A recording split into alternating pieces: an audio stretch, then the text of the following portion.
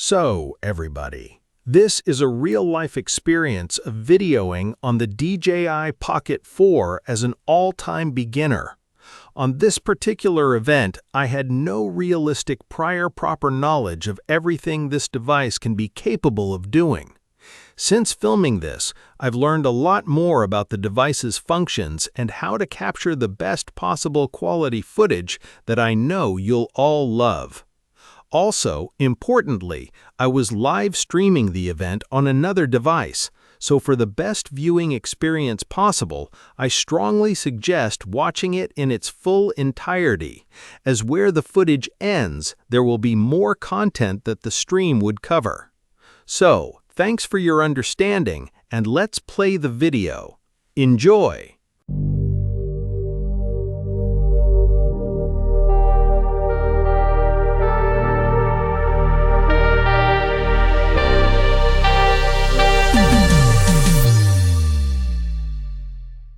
Here you go.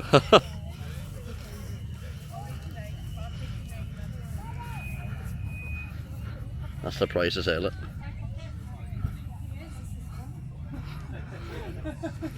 Your witness. Yeah. That's what you. Exactly.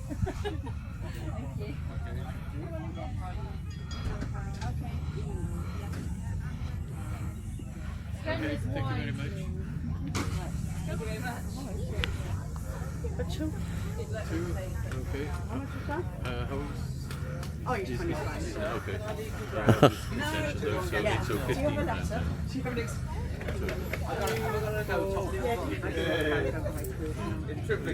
I don't get some milk. Right, everything else we pay milk. Yeah. See you in a bit. Yeah, I thought it was £6 online. I must have got that wrong there. Oh, I'm not sure that's a leaflet. Would you like to come back? Yeah. Not sure if it was. Okay. That's great. Thanks very much. Cheers. So I got two cameras. Everybody, it feels real odd, but We start from here and work our way in a big circle.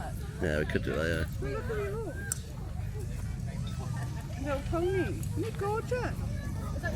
It's right there. We Carriage-wise, £4.50 per person. We stand this way to go big circle, otherwise we'll forget. Start on this one.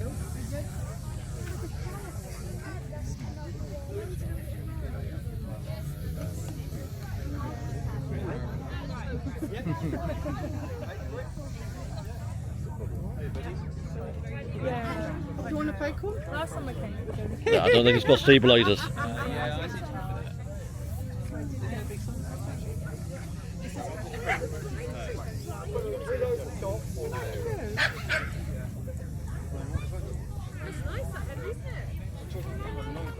That's right, no?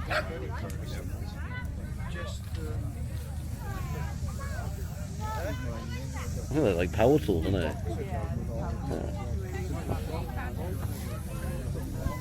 You only for power to play car stuff all hours and stuff. I like accessories there, haven't they? These are the old milk tunes. Are they? Oh, magazines there, isn't it? Yeah. Let's go around and see better from this angle. That's where nobody's waiting. Come on. Look at me. Oh, right. Put it down there if you don't want to take a bite. It's tight, look, and you wanted to come down and you wanted to go up. Well, just having Right, patience, you can isn't go it? over there now. Having a bit of patience is all you need.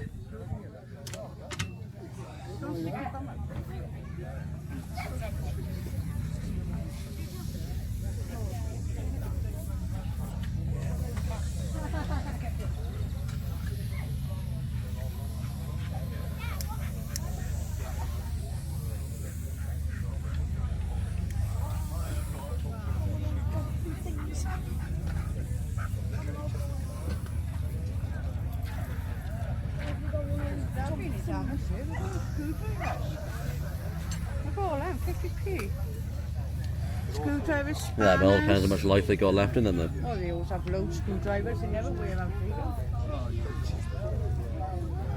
Oh, do they?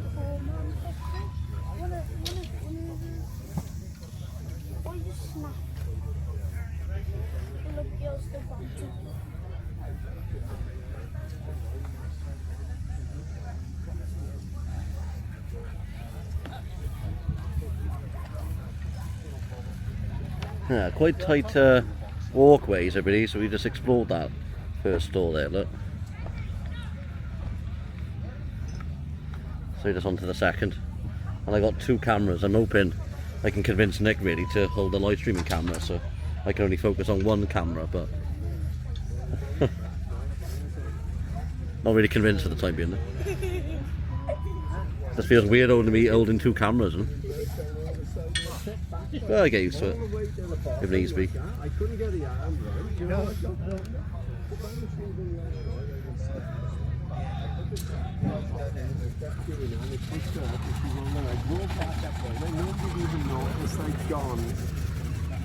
I kept pushing and pushing towards us, and we're getting near the edge and I bounced right over it.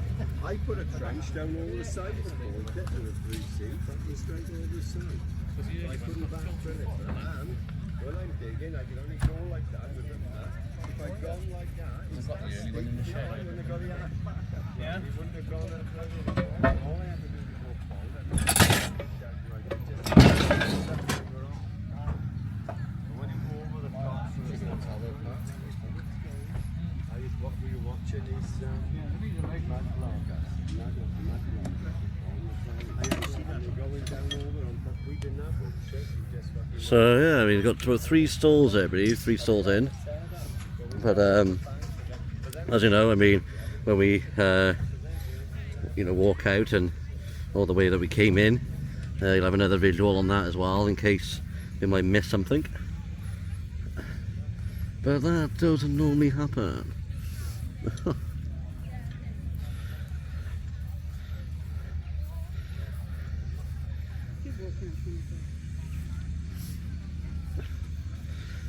So I am recording a bit in real time, look.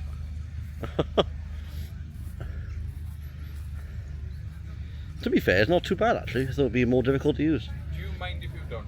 Oh, you don't want to film, do you? Well, I'll get No, no worries. I'll move on to the next one. No worries. I've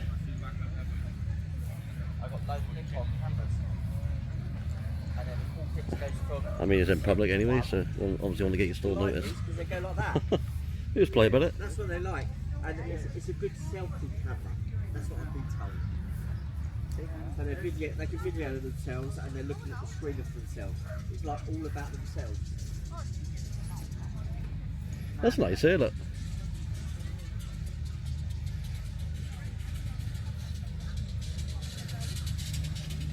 Oh, no laptop, eh? A lot of cool pics every Don't really see laptops, do you? well.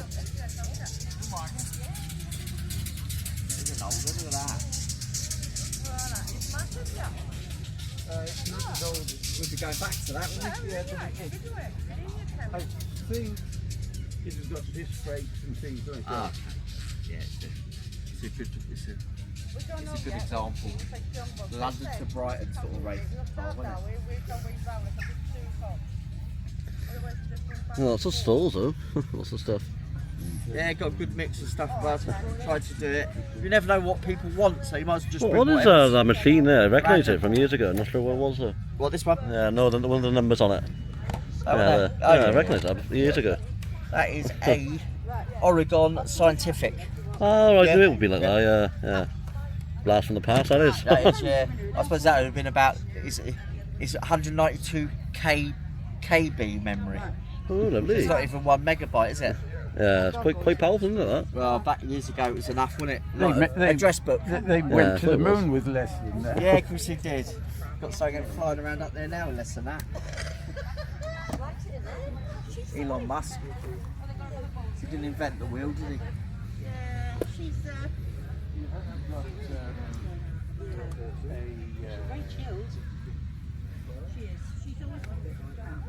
Hanging baskets. Good for the garden, isn't it? Hanging baskets, huh? What's the angels of God? He seems friendly enough. I know, I don't want to step in on him. Yeah. Oh, but they didn't know that was that good. Why do you want to stand in with him? That's good, a flask. We don't see them many about no more. Don't you? Flash. Flask, you have coffee and keeps it hot all day. One phones, eh? Nokia's. Yeah. Don't see flasks about no more. And they are still, you know, quite common, quite popular.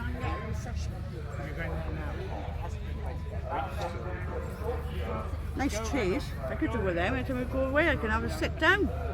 That's a nice picture there, look. That was pretty. This part of this one. Yeah, so that gentleman there, I know.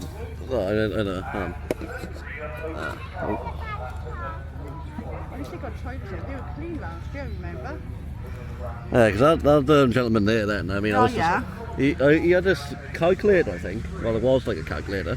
It's not. It's like an organiser before phones were invented. And I was wondering what it was. I couldn't make out if it was a calculator, but it wasn't. No, you know organiser. Well, it was actually. He said it was a scientific calculator. Aye, but it's that, and it's all like an organiser. Ah, right, yeah. Before you had phones, we put in your notes. Yeah. Before you had phones in notes, we had little things like that. Yeah.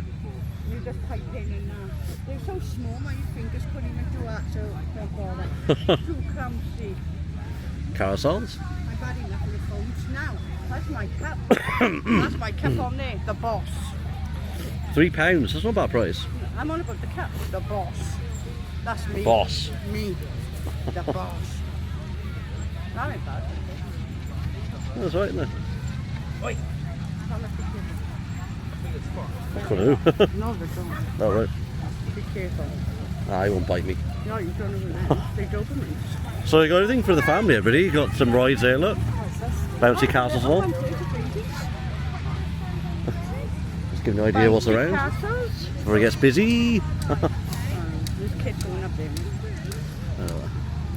Oh, they always have them lately, don't they? Where we go. The trampolines.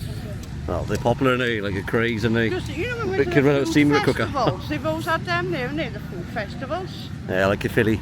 Yeah. Um, Go it down into a circle. Ah, right. Yeah. Well, I know there's food courts I know opposite it's there, opposite look, that but way. we'll come up that way shortly.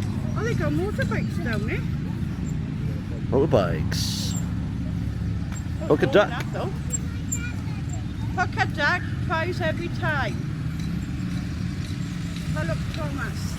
Yeah, I don't think I'm a prize. You want bubbles? Hair, feathers, bubbles, and care and glitter. For little girls, what? Have a look around, either. That's good over there, look, they got the bikes going. Oh yeah, have a look at that then. Yeah. Oh. Thomas done that. Yeah, everybody run into the main arena. Never thought they would start a show this quickly in the day. So I'm running everybody. So if the camera's shaky, I apologise. And hopefully when I put all this effort in to get in there, it don't end minutes after I do.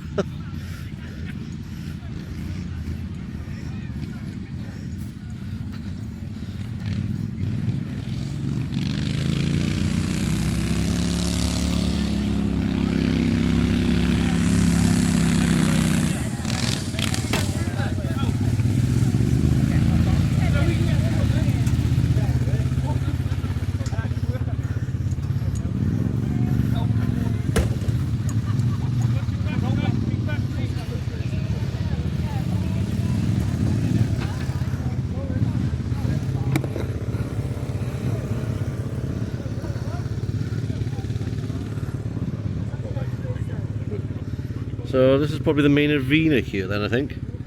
Unless they're just doing a test drive. We'll just call it the sheer end of that then, viewers, anyway would. That's the trouble.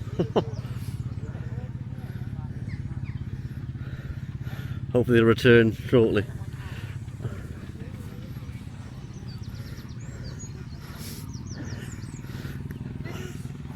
Can you hold the pocket camera for me? I need to adjust the stand on it because it's holding the volume down button.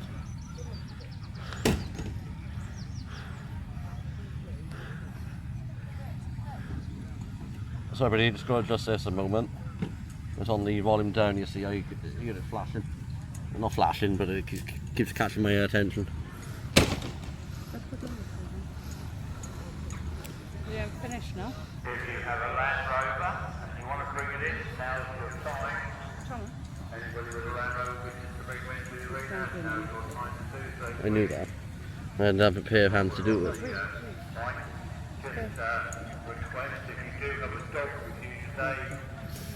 at this road, you see the steam engine? So I must have go up there now, isn't it? That's a circle. I'll go up to the second half.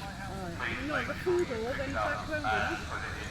Well, we went up that way, so if we This is the oscillate. back of it. That's what I mean, that's part of it, farther. No. I'll just follow you. Don't worry, we got some organisation, viewers.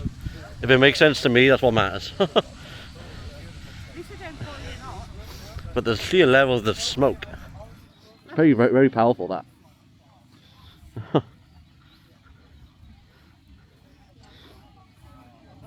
Yeah, in due course, everybody. I will focus my sole attention on the Pocket 4, and I will convince Nick to the best of my ability for her to guide you around the site as well. So I don't have too much to focus on, because if I were to make it, you know, a good spectacular video, everybody, I need to have all my focus on one gear. But that might happen a bit further on in the stream, you know. I'll just see when the handover is happening, and then you know, don't you? I think she'll do a grand job. You know, a bit of pointers, like angle it straight and not to the floor. That makes sense, doesn't it? Got to be watching the grass, do we?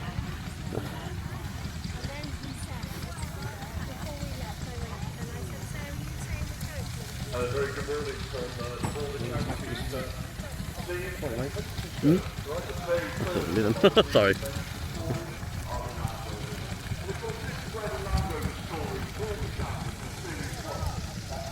Look at the old radio. That's good, isn't it? I'm curious, are they going to start a show or not? They've come over and tell us there. I know there's seeing history, it just makes me on edge, really, because if there's anything happening in front of me and I know I'm missing something, it's nothing but annoying. They give you warnings.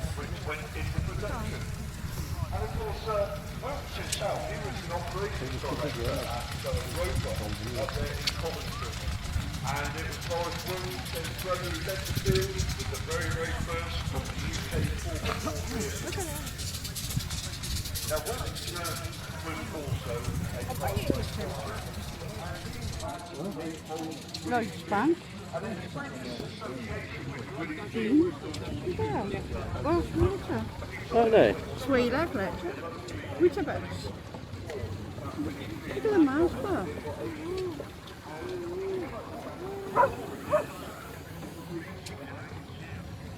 That's awesome. Oh, the tobacco one. Oh, no, sew up. Looks like that. Let's sew up one. Tea bags. Tetley tea. That's the advert used to be in the olden days. Oh, is it? Yeah. Oh, there. There. There's all different names for Thai food. That was a tea bag, Volvo. What are the kinds of brands? I'm making myself feel myself old.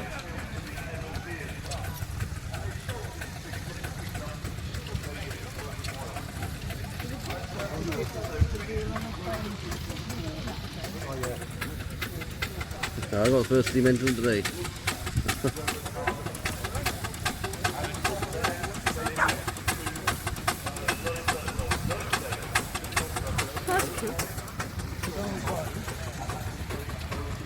The British Capital Race Course. See, look, I told you there was another race there. That's a race, another show. Why didn't you go one for tomorrow then? No, they have got one tomorrow, South Wales Car Show. Advertising it? Because I don't know. I mean, that's a good thing to ask. Actually. The advertising for September. Maybe they haven't got any promotional materials. Unless loads turned up last week, you don't think much is going to turn up this week. Oh, you're very much mistaken. Yeah.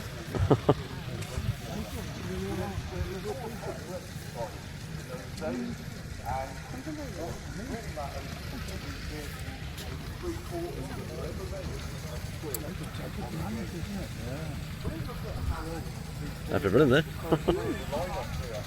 Oh, look at that. And, 40, not 40 toes, 80 years old vehicle. Lovely, lovely. Very capable vehicle.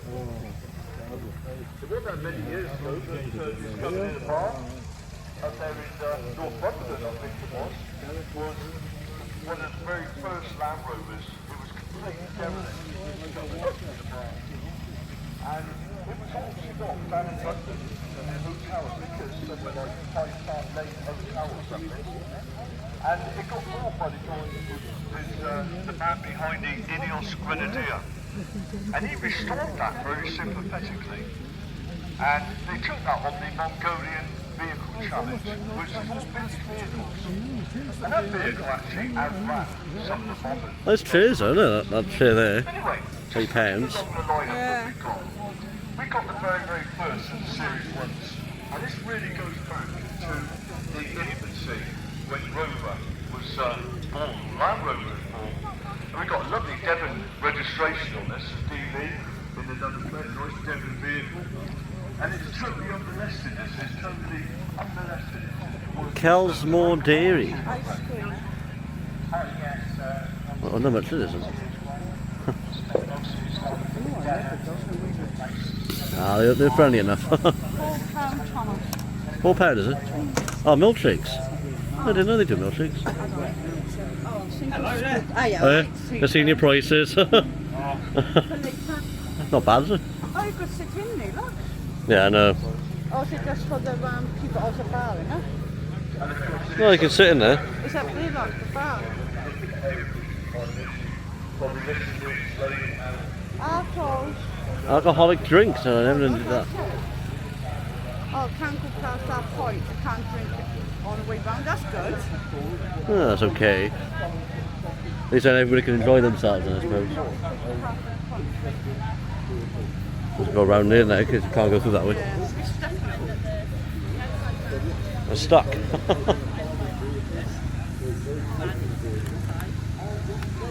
Yeah, I mean, there's a gradual full of people though, everybody. It's not too busy, but like I said, it's a bit early in the morning yet.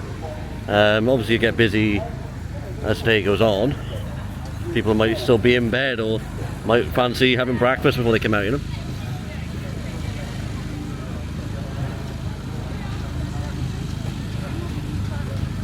Gourmet beef burgers, traditional sausage and chips.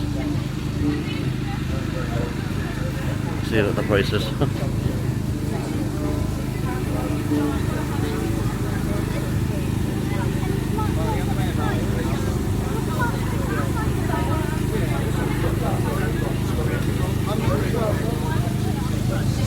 Not bad for the cold drinks, are they? I know it's Oh, they do breakfast. yeah. Well, people want to kiss. There's the green writing, you can't really make it out really unless you go that close.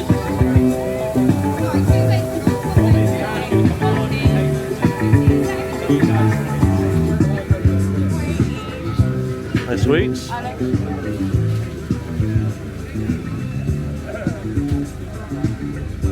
Honeycombs.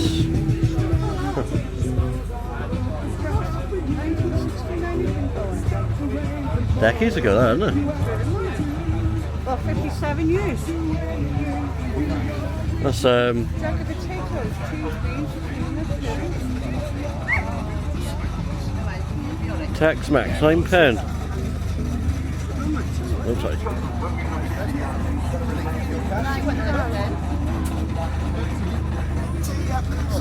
So those are the toilet services there, everybody, just so you know. Garlic. I'll my drink. You'll do well, just angle it straight like I've been doing. Nothing to the grass. So everybody, Nick's now holding the live stream camera. There you go. Ah, it should be right. Oh? That's like they're all two cameras. I don't mind. Oh, I don't know about that, viewers. Can't be having that, can we? Everyone's got to play their part, haven't they? Everyone's got to play their part as a film crew. No, I'm the taxi. I won't pay you. Well, I haven't got a head mount, so I can't put a phone into thin air. Oh, that's a tough one. That's a tough choice. I did try, viewers, I did try. I won't persevere, that'd be a bit mean. Guess what I seen? Up there. Flowers. And also apologies, everybody, I know human history is important, but a lot of people say my commentary is better, that's so... where the fun begins, There we go. because you guys can have a lot of fun with them, and a lot of people do re-enter them too, don't they? Yeah, this has got the Rover V8 in it instead of the original 2-litre side valve. Makes it keep up with modern traffic. Let's have a look round the back, because all Land Rovers seem to have a hole in the chassis bed on the back. And as I was chatting to the guy with the nice Devon registration Series 1 there, the short wheelbase, this is where the PTO could deliver a prop shaft to work implements designed for the farmer. Yeah, they did a variety of implements. We do these Saw things benches, rock splitters, you know, there was anything available that you could pick up on Rover making. Well, I call these the big boys of the cargo set, because you can take every drop of kind. You can take the door tops off, you can take the hoods off, you can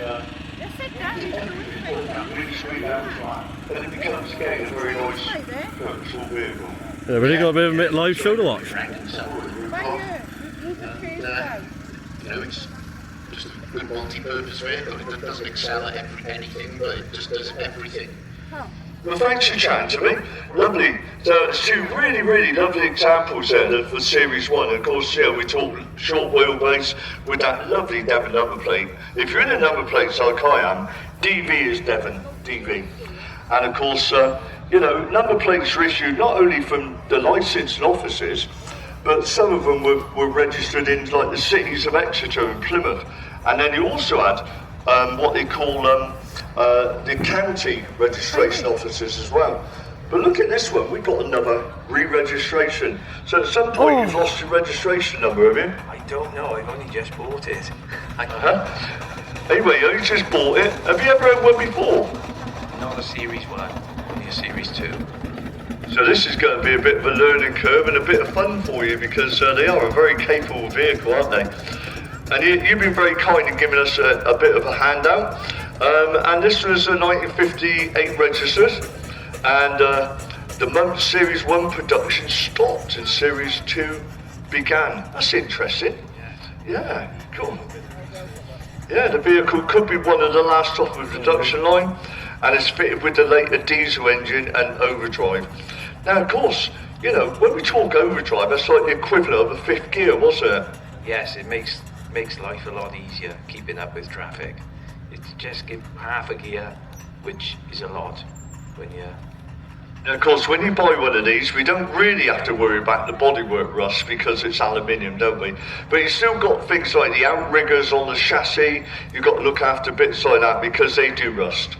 Yeah, but it's all in very good order, so whoever had it before looked after it or done excellent repairs on it, so it is a nice bit of kit.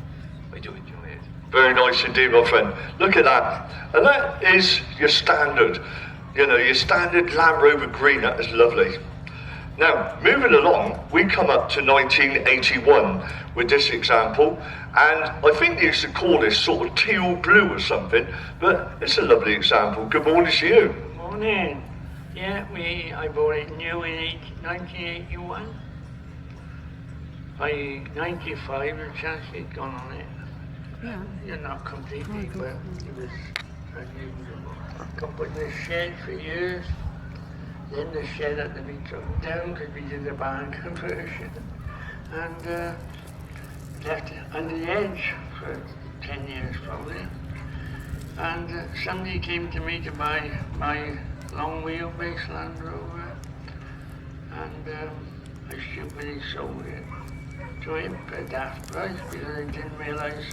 And he looked at this one and he said, because you had it new and you got it sketched on the, you know, on the windscreens, and he said, it's worth doing up, he said.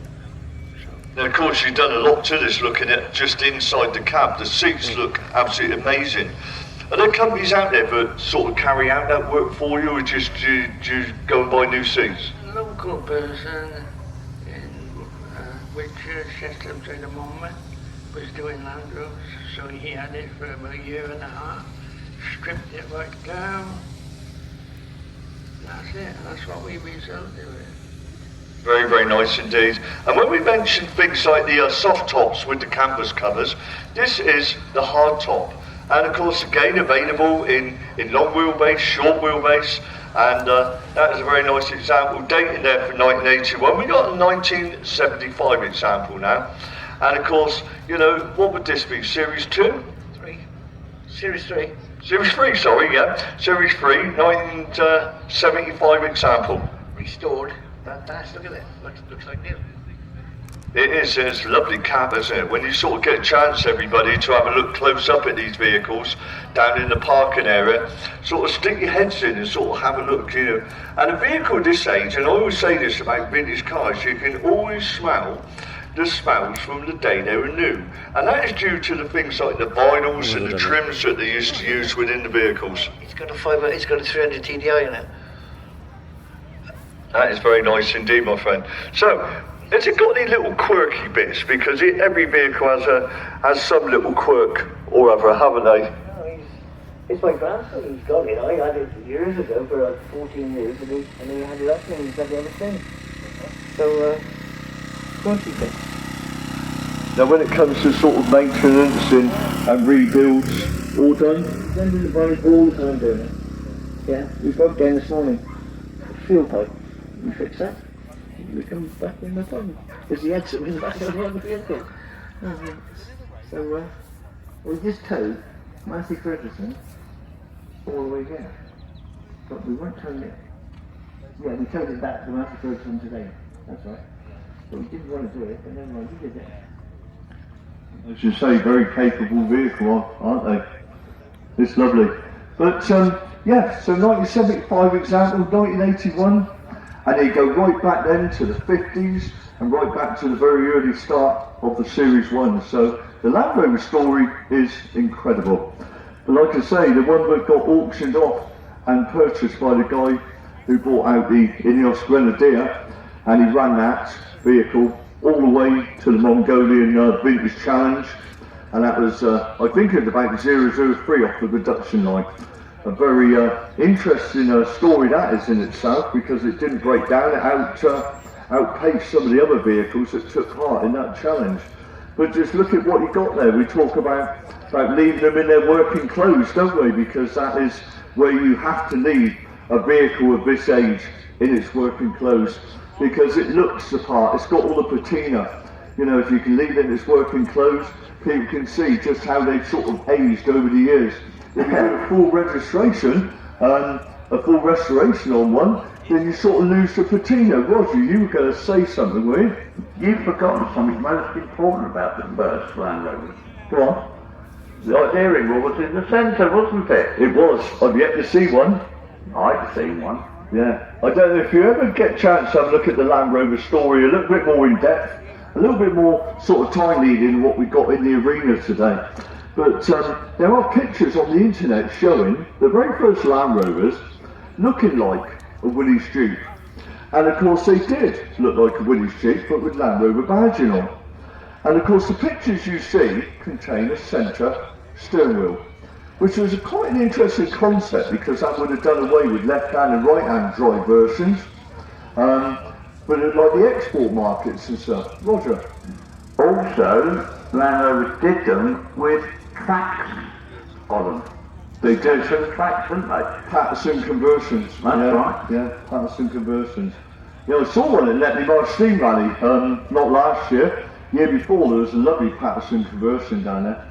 But anyway, we are at the Border County Steam and Country Show. Hope you enjoyed it, everyone, because we've got some amazing vehicles on site this weekend.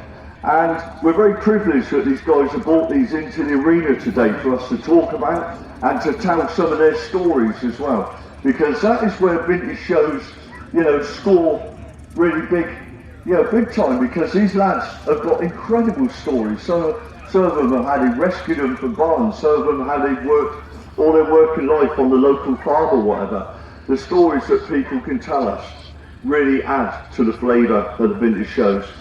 But when we look down here in the parking area itself, we've got more Land Rover stories there.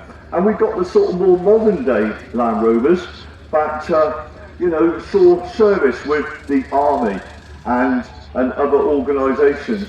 And what I'm going to do in a moment, when I let these lads have a drive around the arena, I'm going to come down and we're going to walk the line up. And we're going to have a chat to the military guy at this end, because he's got some of the stuff to do with the Royal Army Ordnance Corps. Now that's the bomb disposal people. And he's got some very interesting exhibits there. And then of course you've got what looks like a Canty Land Rover on the 1973 reg. We're going to have a look at that one as well. And then of course you've got others that haven't come to the arena today, which hopefully they'll come in tomorrow. Anyway lads, if you want to do some circuits for us, please do. Do some circuits and then go back to your parking area. And then I'll go outside the arena and have a walk down the lineup. The exercise will do you good, John. Also to remind people, if you aren't going to register your dogs, registration will be from 11 o'clock for the dog show registration.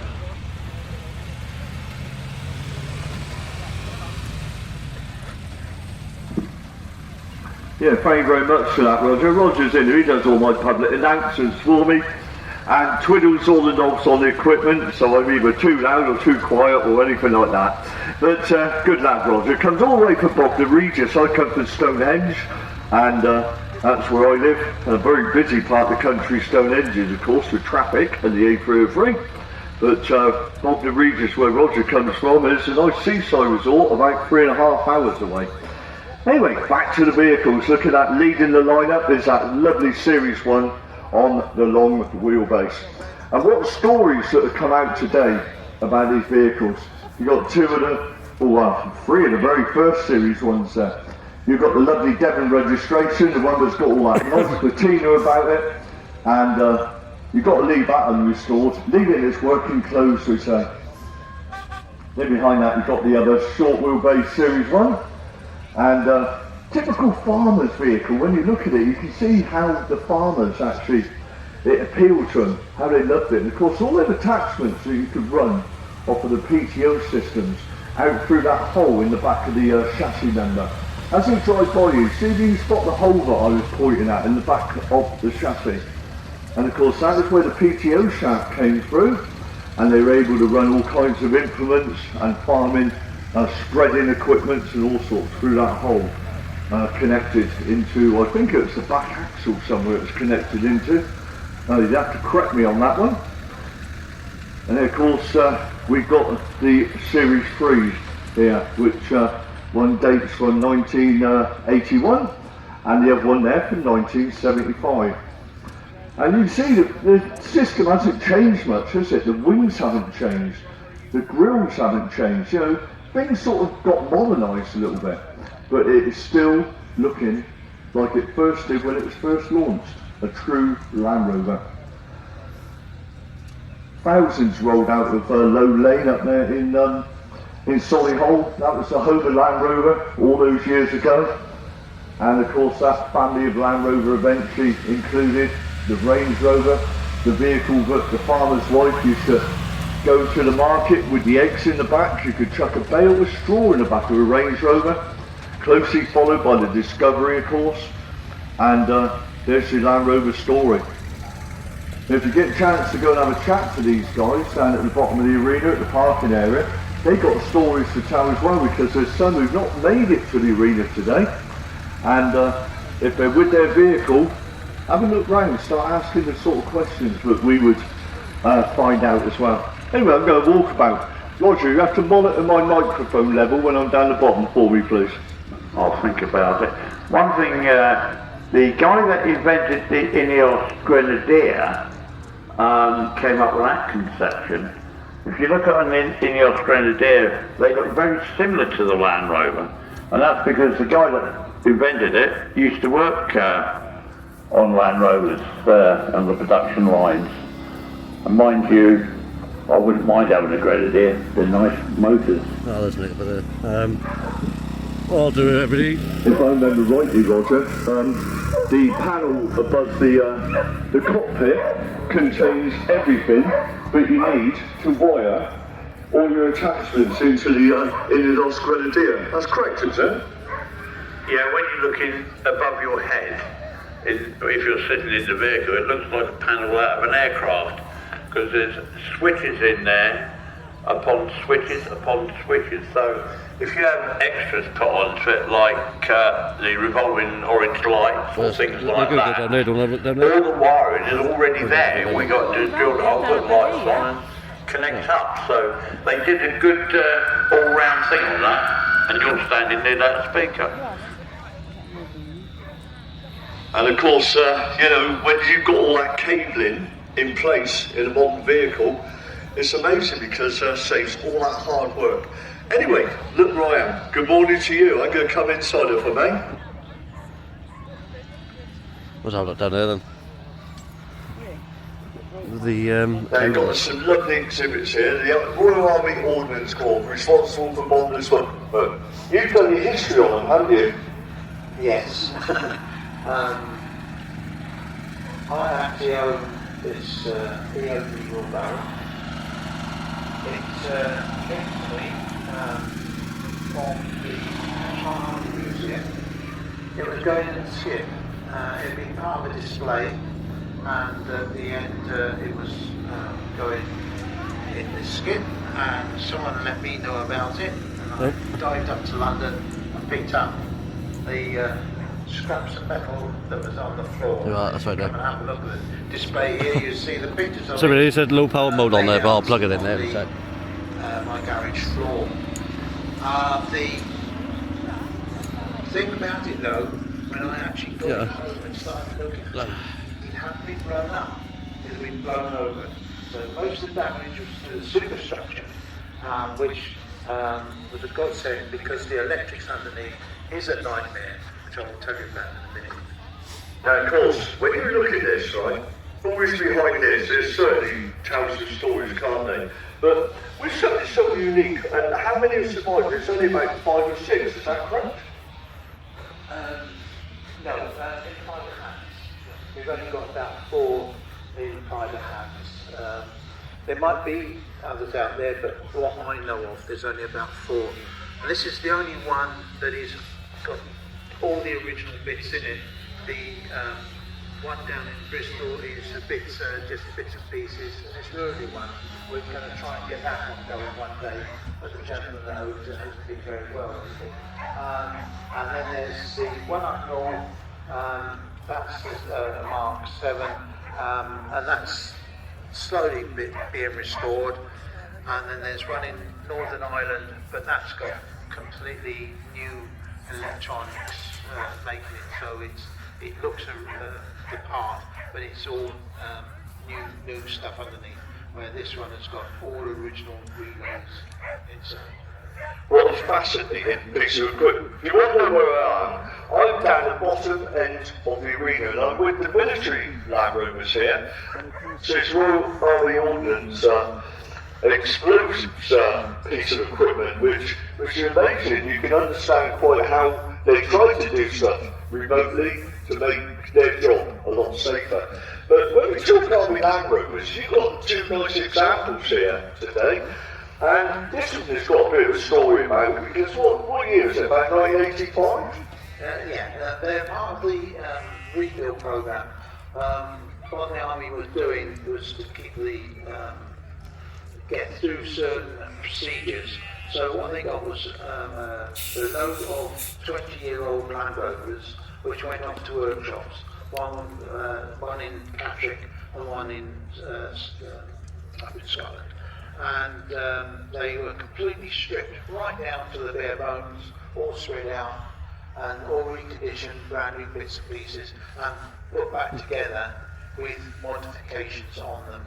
So when the Army come to get the Wolf, they didn't have to go through the procurement system, because they said, oh, we've already got that in service, that's in service, that's in service. So that managed to get the Wolf into service without going through the procurement. Now, of course, you've also a Land Rover that's been reconditioned because they painted their engines a really strange colour of sort of teal duck-egg blue, weren't they? Yeah, duck-egg blue goes way back, because when Land Rover were producing the military setup, the engine had to be what they call tuned, looked at, and it went down the line, was pulled off to go onto the military line, and it was painted the duck-egg O'Donnell colour at Land Rover to show that it was the military spec engine, and that was how they covered the O'Donnell colour. Now, of course, it's very nice to see that on this Land Rover you've actually got the Army registration index mark, and it's an index mark as opposed to a registration number. Now, these numbers for the Army system, which is 00KS59, you would find that ID somewhere stamped in the vehicle. Very often it would be stamped in the door pillar, and you find this on all of the Army equipment right the way back almost to day one. And from obtaining that details, you can then apply to them to get his full service history, can't you? That is right, and it's all free. You just go online and do it. I'll get your wife to do it for you, to do a computer. But no, you can find basic history of the vehicle through and through. This one actually comes from London and was with an EOD unit in London, and that's... Hold on, let me zoom out on the camera The there. system with the Army's vehicle, when it's brand new, is class 1. And then as it gets to a certain age... Well, I'll try and reflect what you just done, because I was zoomed in so much I didn't realise. Class 3. And any minor problems with that vehicle up through the classes, class 1, it is repaired no matter what it is. Class 2, they well, it's costing more, too much, so it casts it, or okay, it's working. Class 3, anything scratched or anything falling off, they cast it. Well, these went back and were completely rebuilt from the ground up. But they didn't recast. Straight, mate, it's got to be on the straight. Oh, it's going to the floor again.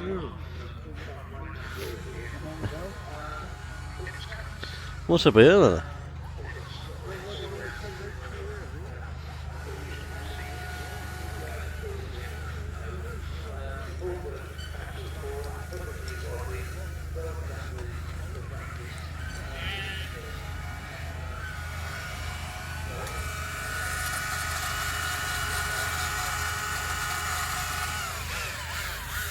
Fantastic story. Now, with the worker, this one is just really good. A sort of Land Rover man, so certainly radio man, and a collection of our radio equipment. So that's our starting. Well, are you well? You do the APF this year? Do you do the APF?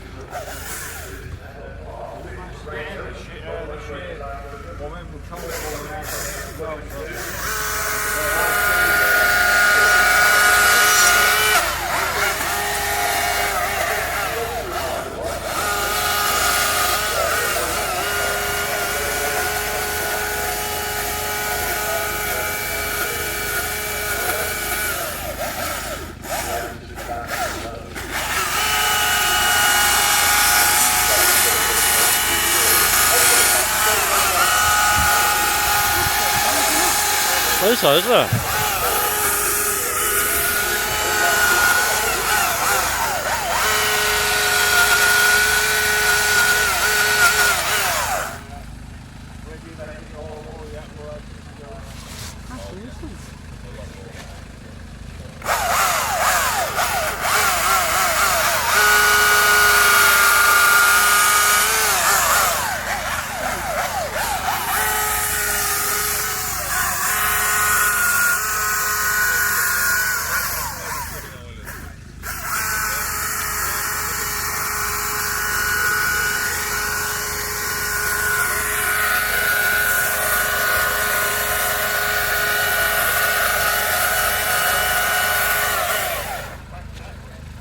Nice, isn't it? tractor. Well, we seem to be losing our bearings now, actually. I was concentrating on the tractor throw, and then we're just freestyling again now, and this is where we don't know where we've been. That's all the steam trays are. Right, I'll also go up to come back down then. Oh, look. Live video.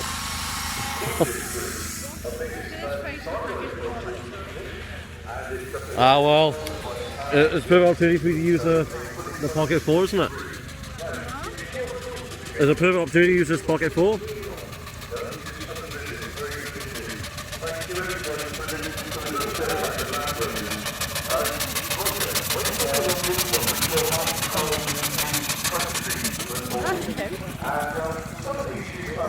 Yeah, I thought that was quite good.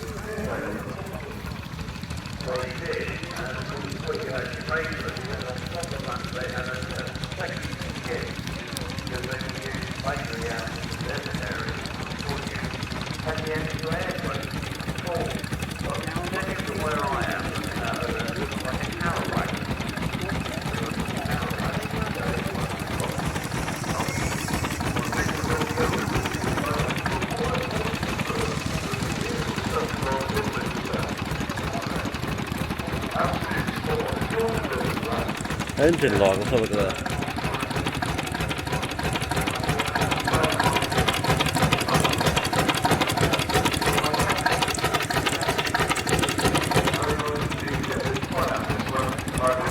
So that's a C5 box.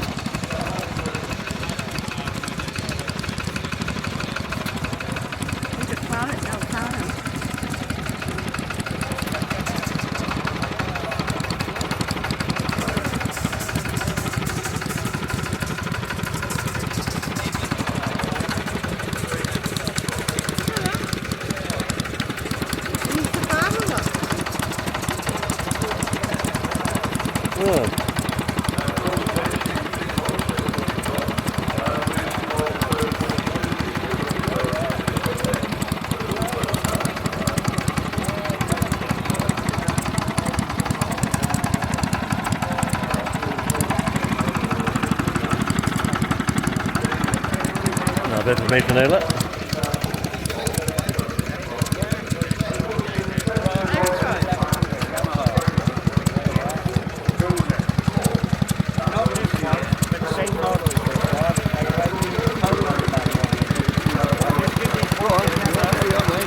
Exhibit log.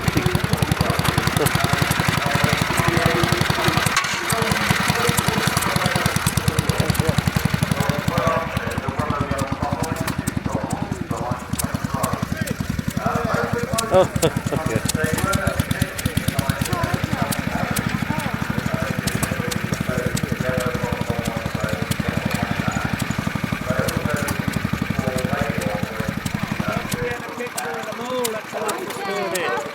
Daddy little thing.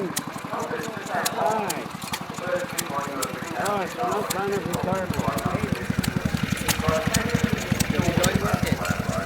So if you miss everybody, they put the fuel on there and they went up and down like that. That's pretty cool.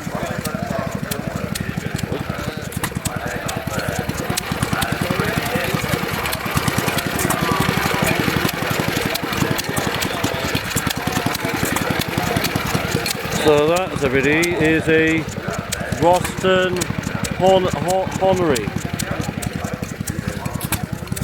Can't really see the text quite clearly, but it says year of manufacturer 1945. Well, that's a cute little dot there.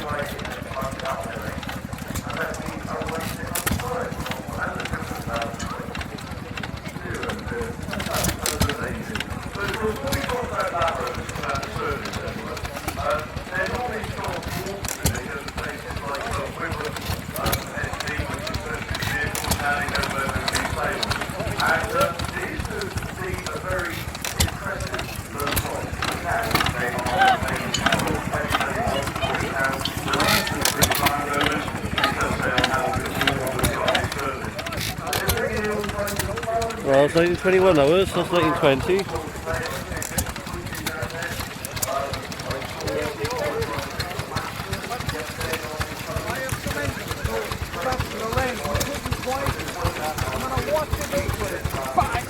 Yeah, yeah. And just so noisy. There's no exhaust off on that much. It's quiet. Oh, yeah, oh, it's great. Yeah. I've got an engine, I've got a solo. It's a Belgian engine I use, and it's a two-stroke water cooled line, and that's loud, bloody loud it is. I said, well, the only one I'll do on it, I got the control off the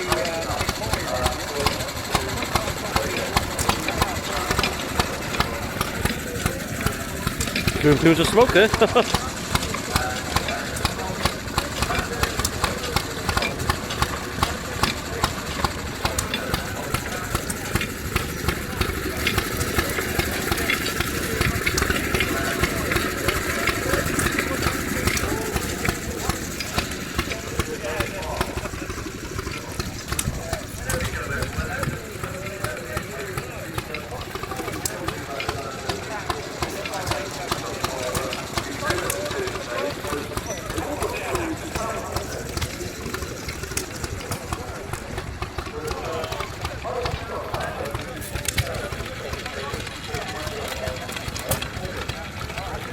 The balls of Gina in Gloucestershire.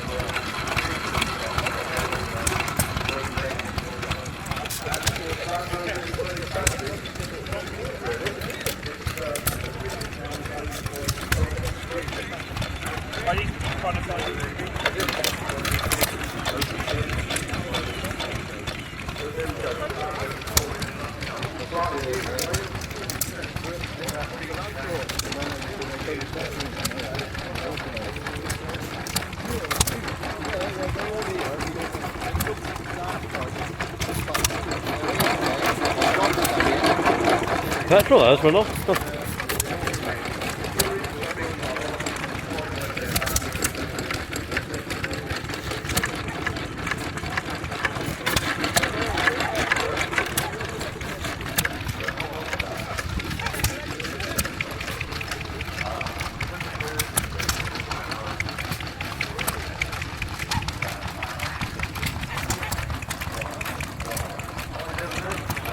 Bradford.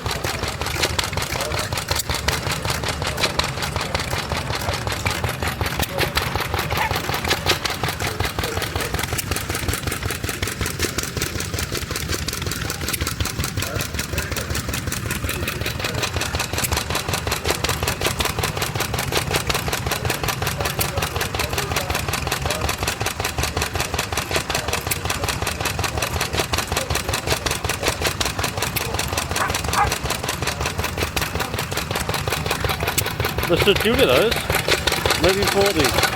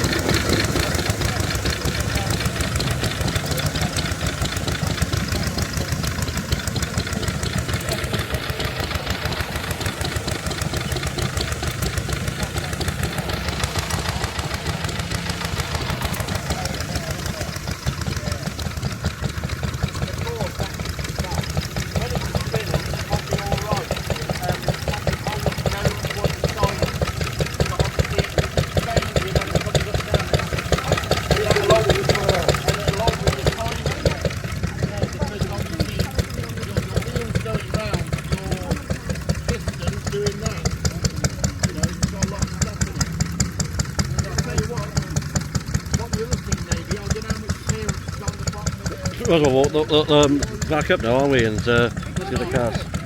Oh, yeah, it's not straight, it's wonky again. Right, okay. Oh, if you go met that, Oh, we've got a couple of hours, yeah. So. I know. So here he is, Nick's taking over the live camera. Not for long. It's for me to get used to the Pocket 4, because as you know everybody, it can be quite heavy on the hand. Let's see what's by here then.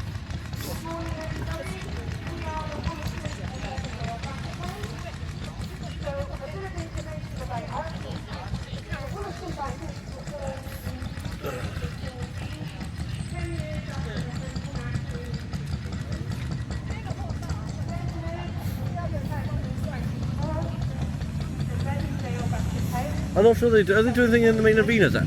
What time is it? 11:15 the cars are. It's like the girls, don't they? No, I mean in the main arena. There's cars, so there's cars now. Leaving here.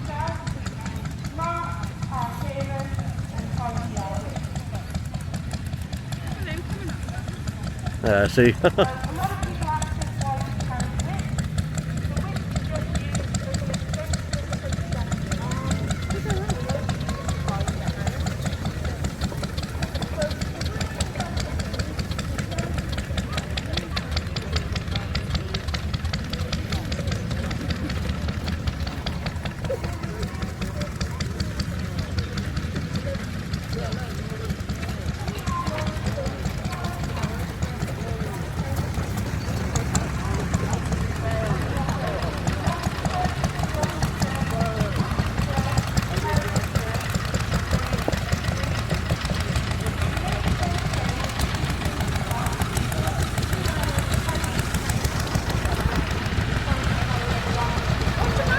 Oh, sorry.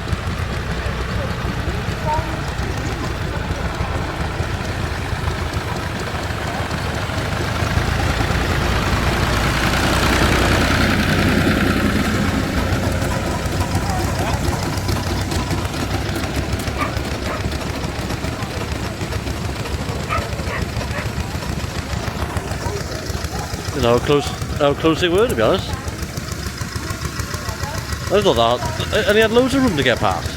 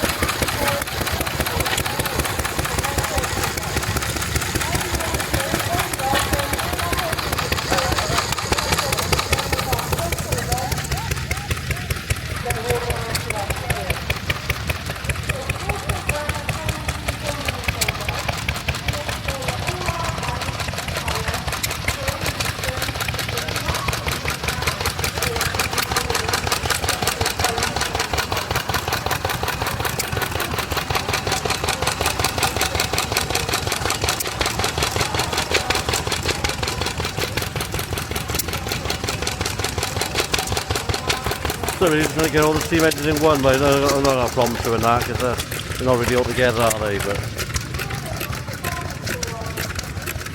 yeah, I'm trying my best.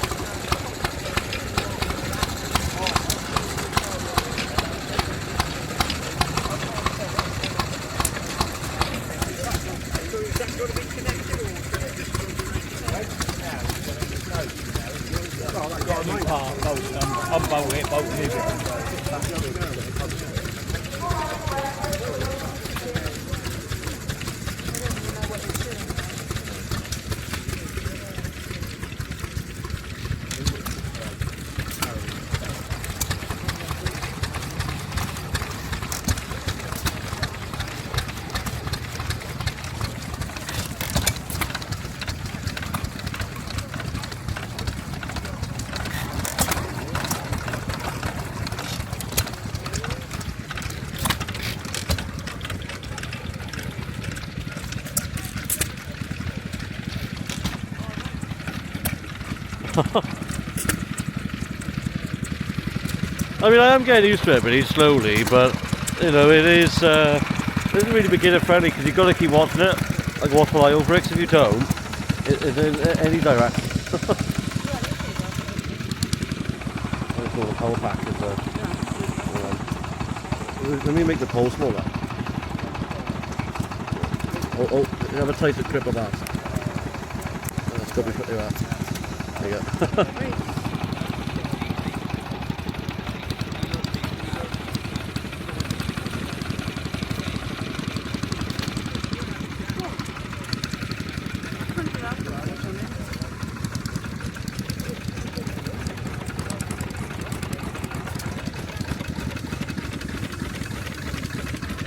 So he just showed you on the steam engine, everybody.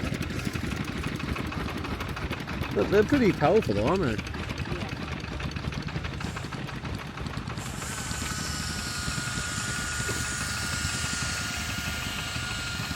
And I've not any chat messages in, so we apologise as well, everybody, for not reading your chat messages.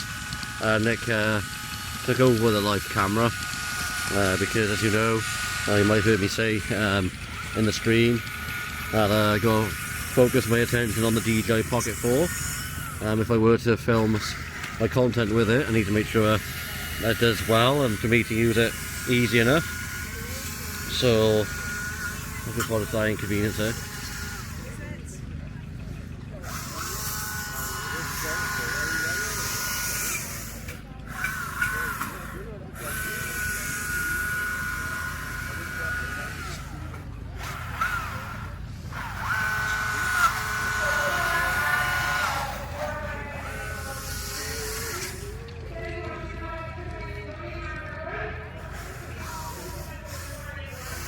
We'll come back to the tractors in a second, everybody. Guess what's going on in the main arena, I think.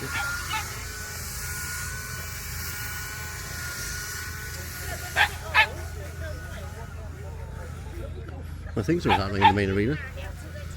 I don't know about the dog show. Yeah. Okay, bye.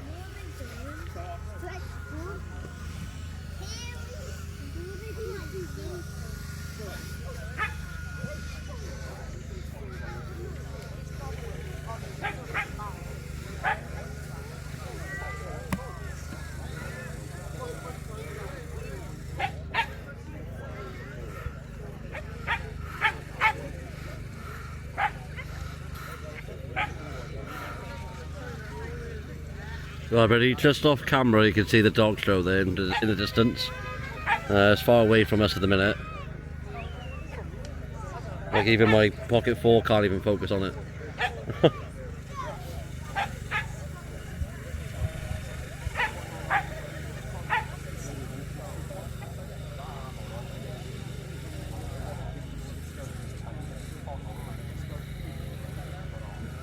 I hope they're going to go around the field though.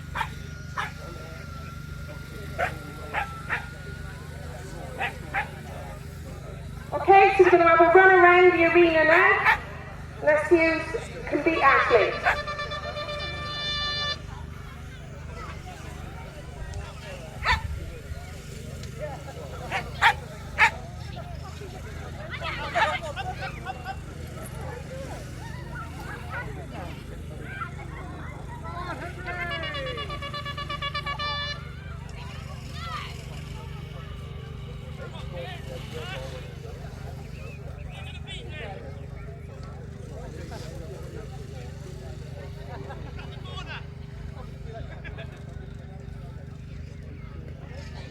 So everybody, we're now watching the dog show there, look.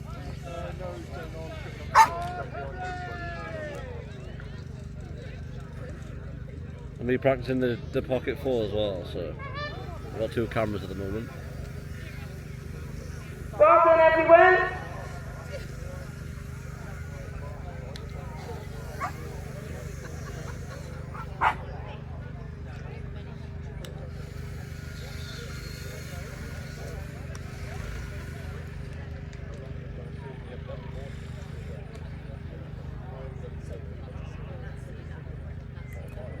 So if you've got any questions or viewers, do leave them in the live chat. We'll read your comments. So if we could ask all the children to leave the arena now, we'll have a final lap with Ashley in the hounds.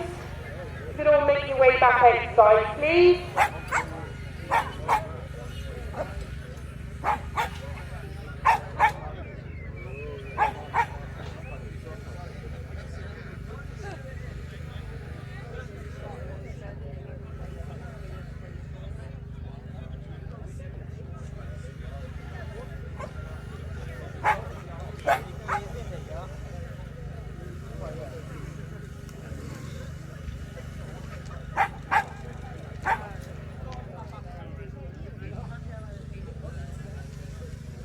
So if you can cheer on the Williston and Leadenvale baskets, please.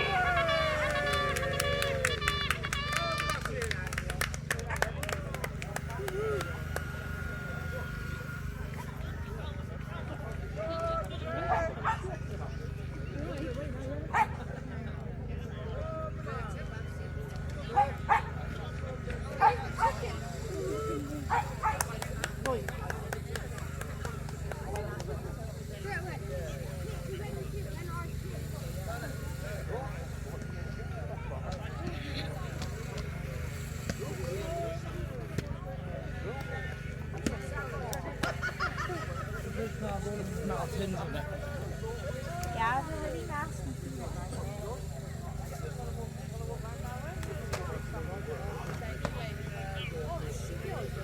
So I think they're leaving the main arena now. I believe. Yeah, they are. Look.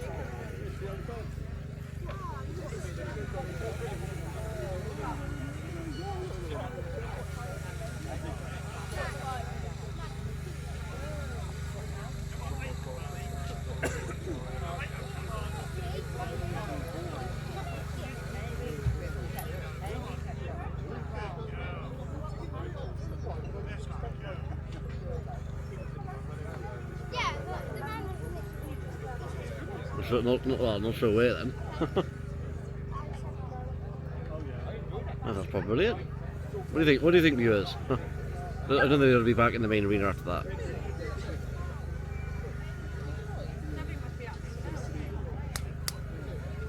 What's on the? Is there a timetable here? I know at 11:15 there were cars. Like I got 2 cameras on. I can't check.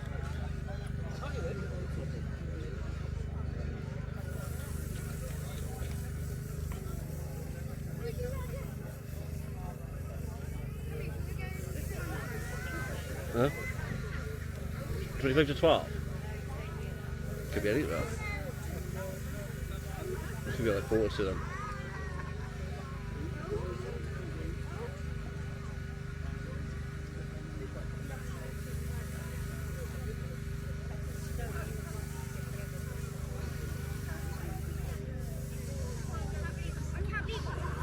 Get an announcement to let you know at 11:45, which is in about 10 minutes time, we will have the cars into the arena. So cars for 11:45, please. So we'll wait here and wait, didn't we?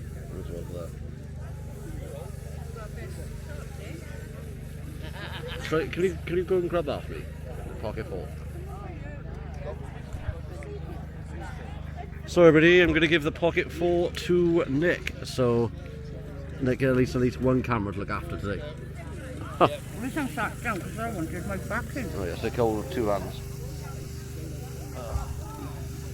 So I can focus it on the screen now. How can you hold this free? This is heavy.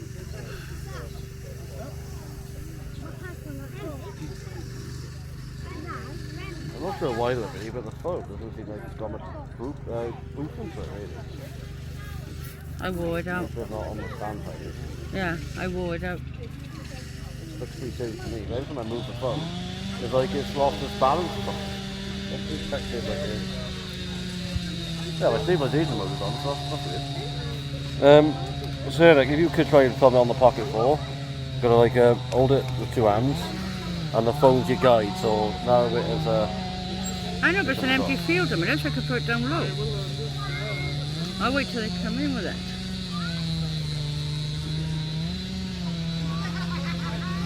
Yeah, we're here, buddy. Waiting for the 25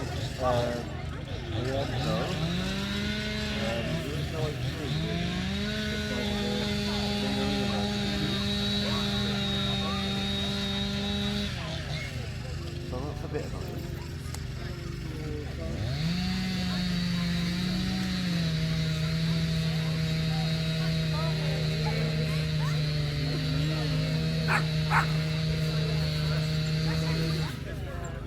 Oh,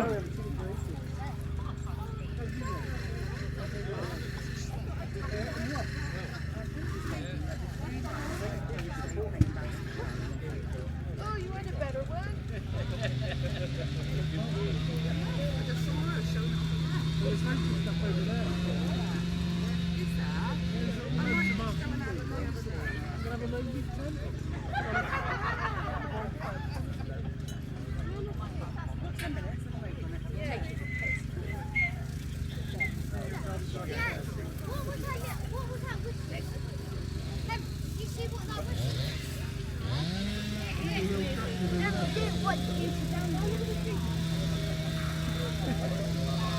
So there's not a lot of activity happening every day to make phone calls.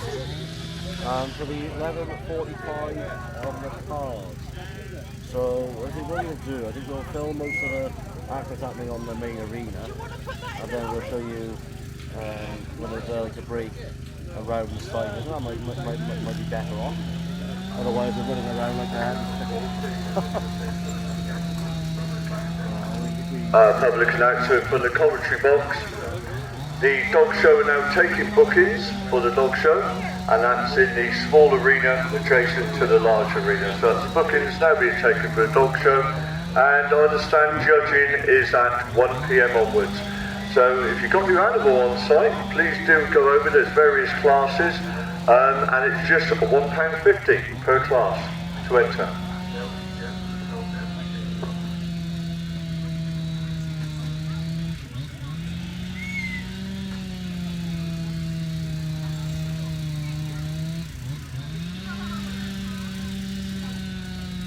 With the lighting as well, when something's happening far away and I'm trying to zoom in, and I go that as well, I can't pinch the camera to focus on anything. So that's the drawback. Yeah, but you have to choose one or the other because you can't keep doing it. It's too heavy.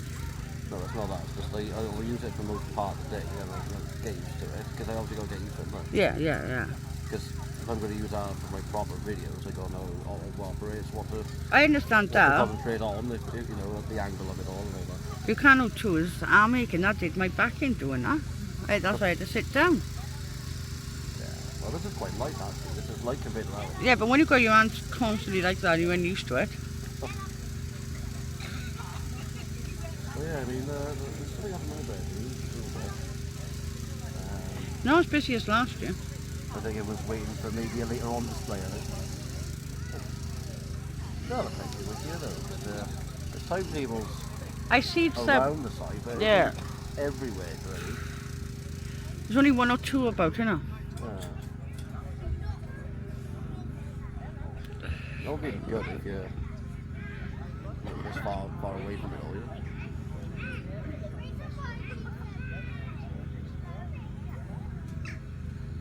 Yeah, so much to see though, everybody, in the Border County show.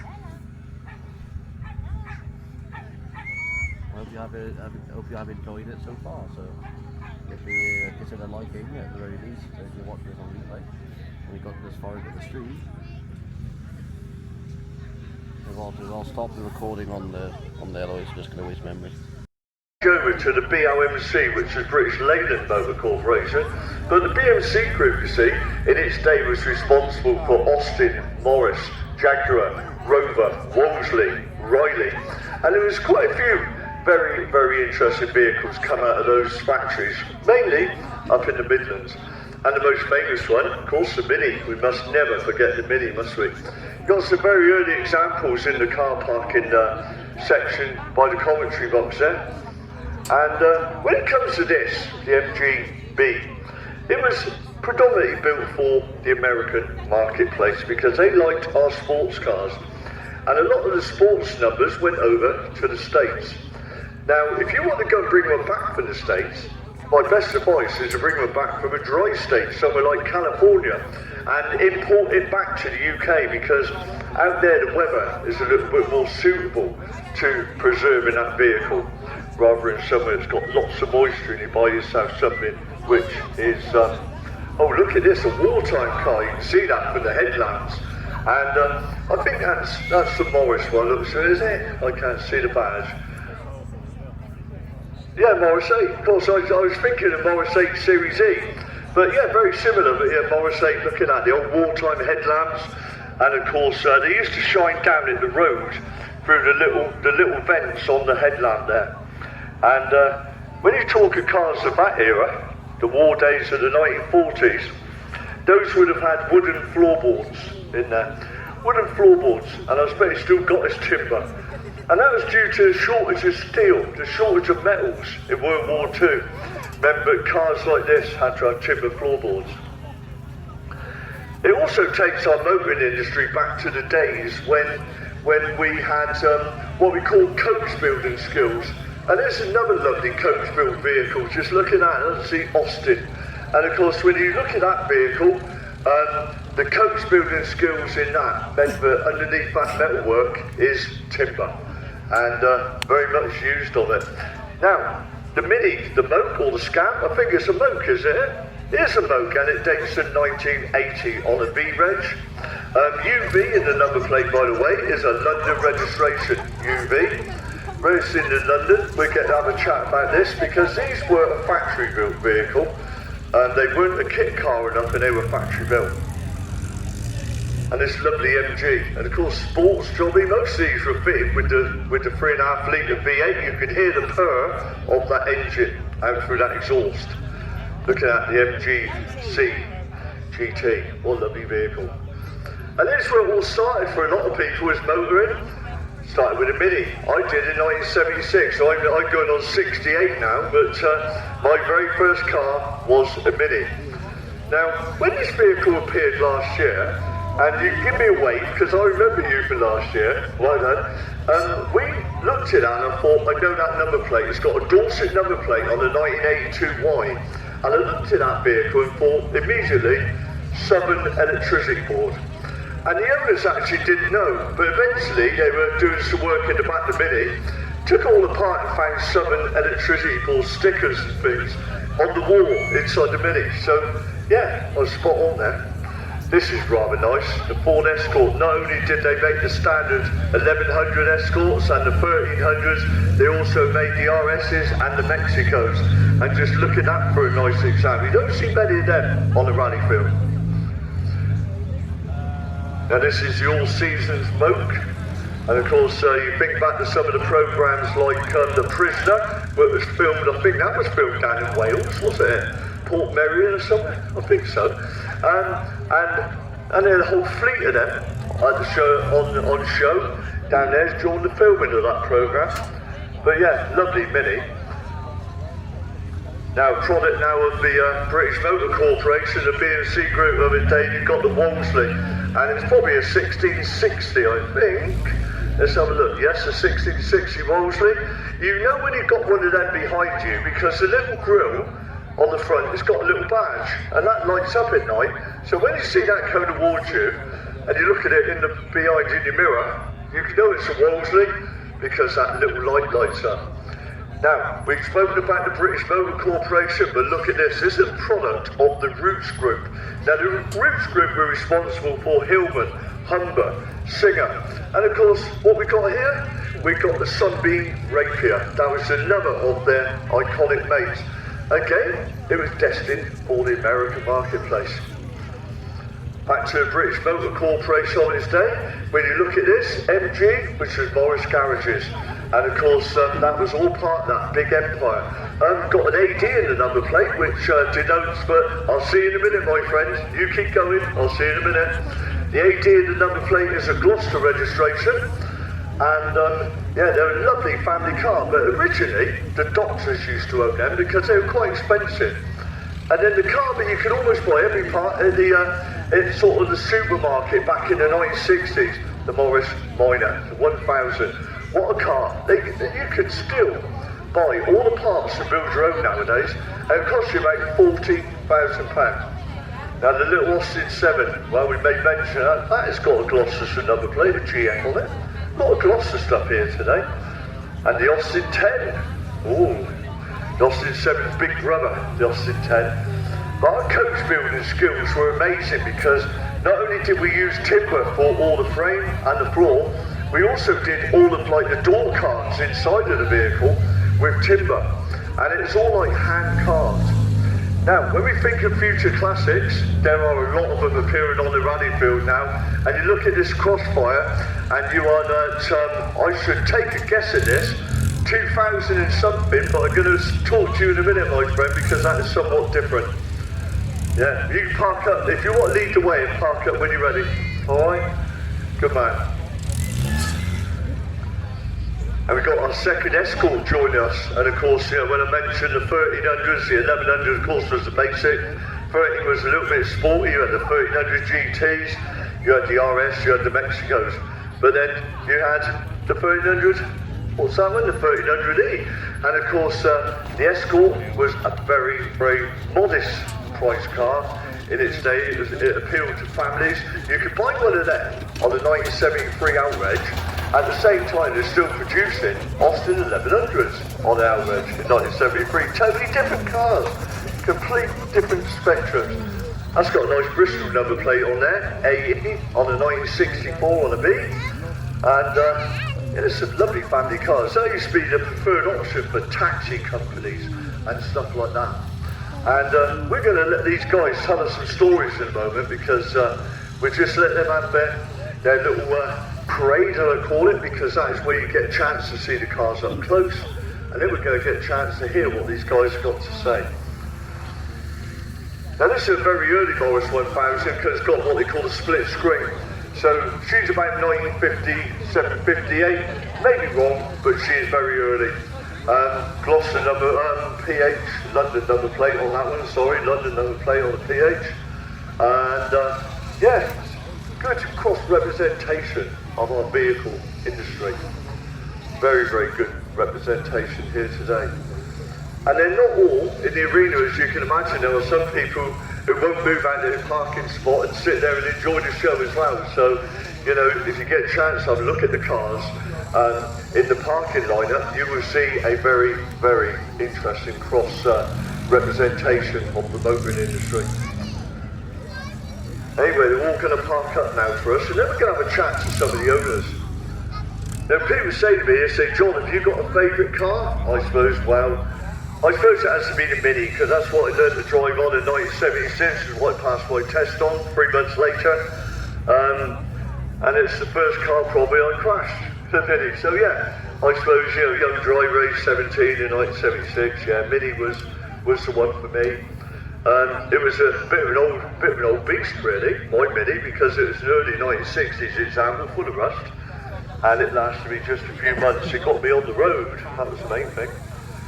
But look at that for a lineup. I'm getting quite excited now, having to come over and have another look at more, have a chat to people. But I think I'm going to start with it's got to be a Mexico. Is it an RS or a Mexico? It's not, he's nodding his head.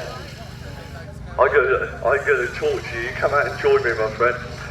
Anyway, 1973 was all the rage when you had the Ford Escorts being made. They were in then to their 6th year of production, because they came out in 1968 on an F-Reg. And of course, by the time it got to this, 1973, they'd ironed out all the issues. But you're section leader, aren't you, for the cars? You've got some cracking vehicles over there. Yeah, we've got some lovely cars here today. Fair play, really good turnout. So, story behind the restoration on this, because it is very, very unusual. It's just it was a basic Escort at some point. Somebody's put a 2-litre Pinto, 2040 carburetors I put on, a 5-speed Sierra gearbox, Type 9 gearbox, and so it's just a standard car with basically most of the things the RS has got, apart from twice the price. Now, if you imagine this was the basic 1100, the family version, you can see how that aerodynamically and price structure-wise shaped the motor industry for a few years, because people then still has, in those days, Austin 1100s and stuff kicking around. Still being made in 1967, still being made in 1973. So, long come the Escort, appeals to the family marketplace, and you can see that people went for the style, didn't they? Yeah, they did. It's quite a stylish car, and a lot of people did go with the Fords and like the Fords, and came away, unfortunately, for British Leyland, from British Leyland then. Yeah. Of course, British Leyland went on to sort of mid-70s, so to speak, and a little bit beyond, and it was run on public money. It was the British Leyland Motor Corporation by the time it ended, and Sir Patrick Edwards was brought in by the government to close it down, wasn't it? And that was the sad end to a big chunk of our motor industry. The last ones British Leyland ever did off the production line was like the Itaos and the Montegos, and that was it. Yeah, sadly gone, the Allegros. Yeah, some lovely vehicles they built. When you get your parts, my friend, can you still get everything quite reasonable? No problem really, you can get all the bits. Most of the bits you can get no problem at all, yeah. Expensive, very expensive. Any second-hand parts are crazy, but you can still find them. Imagine this turns heads, doesn't it? The colour certainly does, yeah. You wouldn't want to have an affair if you were driving a car like that. Absolutely brilliant.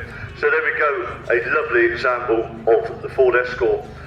Now, I made mention of this lovely minivan, and of course, when you look at the number plate, it was registered down in Dorset, and it's on a white reg, 1982, so it's at the very end of production. But it still encompassed some of the things that you found in all of the earlier minivans, which was the sliding windows. You didn't have a wind-up window.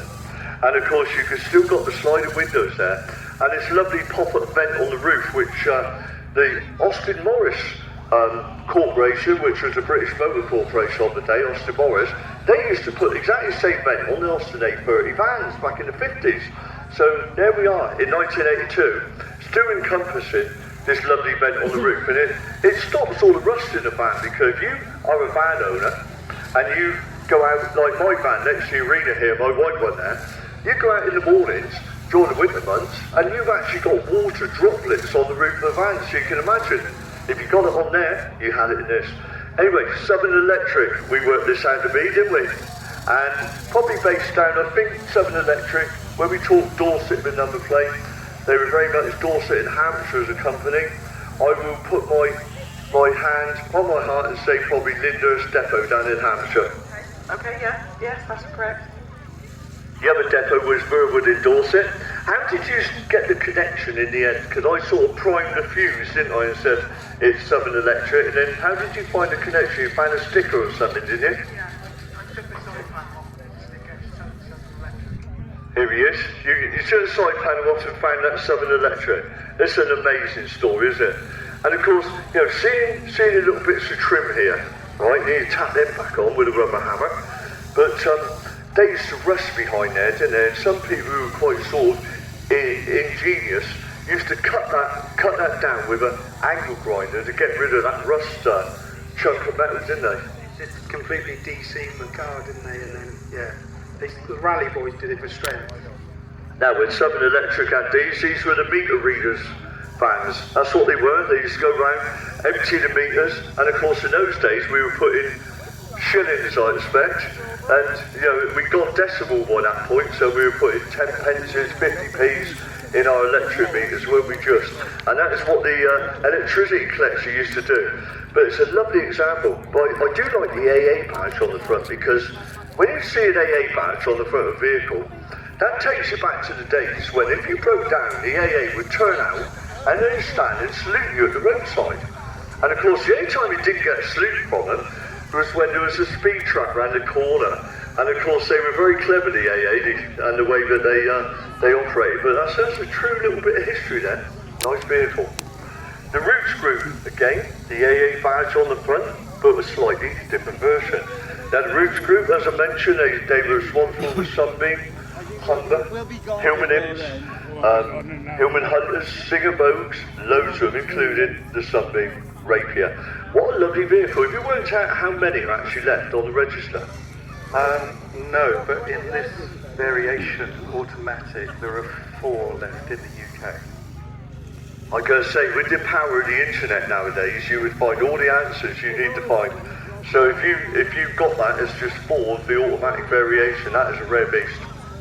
Yeah, I don't think many people specified it with an automatic gearbox because at the time it was quite an expensive option. But the original owner was a major cook in London, and so we suspect he brought it because the London traffic was starting to get busy in 1968. And we have this sort of dream that he might have been a war-wounded soldier with only one leg, perhaps. But anyway, it's survived, and it's had it for well, this is the 5th year now, so it's quite a nice car really. It's quite easy to drive once you move it because of course there's no power steering or anything like that. And they were quite sort of ingenious at doing a pillarless door, weren't they? So that the whole of the side windows and that folded down, so you effectively got American styling, because that was big in American cars, was the fact that you could fold down the back quarter window and have no pillar. So what an amazing vehicle, very, very plush. It was almost a company director's car in its day, because you didn't find Mr. and Mrs. generally would own one, because you had to dig deep in your pocket to buy one in the beginning. But thank you very, very much. And like I say, this guy acknowledges, but there's possibly only 4 of the automatic variants. Very nice indeed.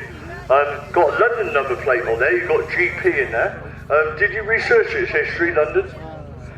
Excellent, he's got the original owner's manual book. Brilliant. All goes to the vehicle. Anyway, when we talk MG, we talk about Morris garages. And again, they were part of the British Motor Corporation in the day, and they had several models. Now, they were much favoured by people like the doctor, the dentist. They were a little bit out of range of the everyday family. And of course, what we're talking 1950s, aren't we now? When I was a little lad, as we say, I was only one then in the 1950s, how about that? Anyway, welcome to Border Counties. What a lovely vehicle, because you've actually got, you've got the bodywork looking absolutely fantastic, you've got the inside looking how it should look.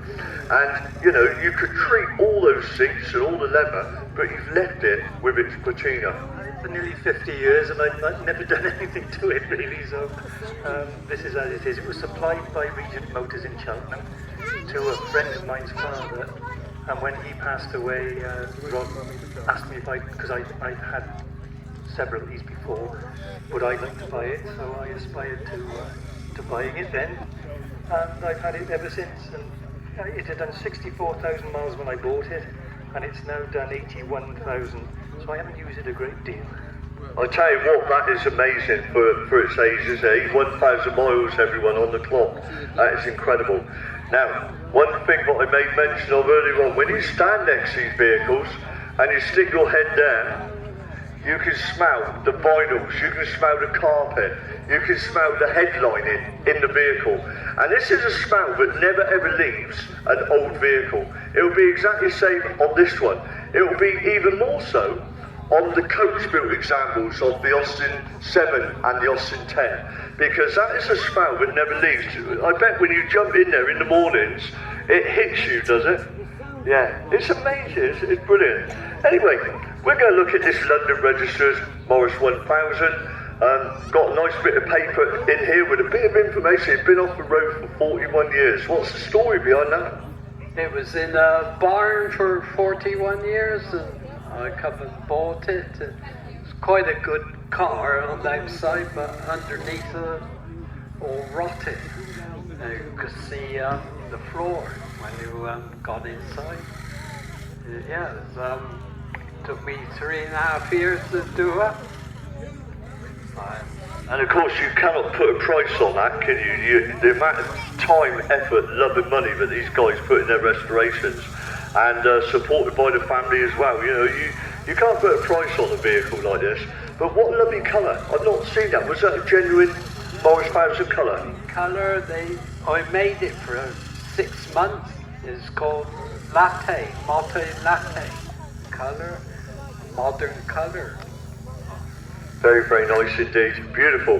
Like I say, you can still buy all the parts for the Morris Minor. If you set about wanting to build your own, brand new, it'll be £40,000. And somebody told me but you can even build an electric version, whatever next. I'm a businessman, I can't get my head around that one.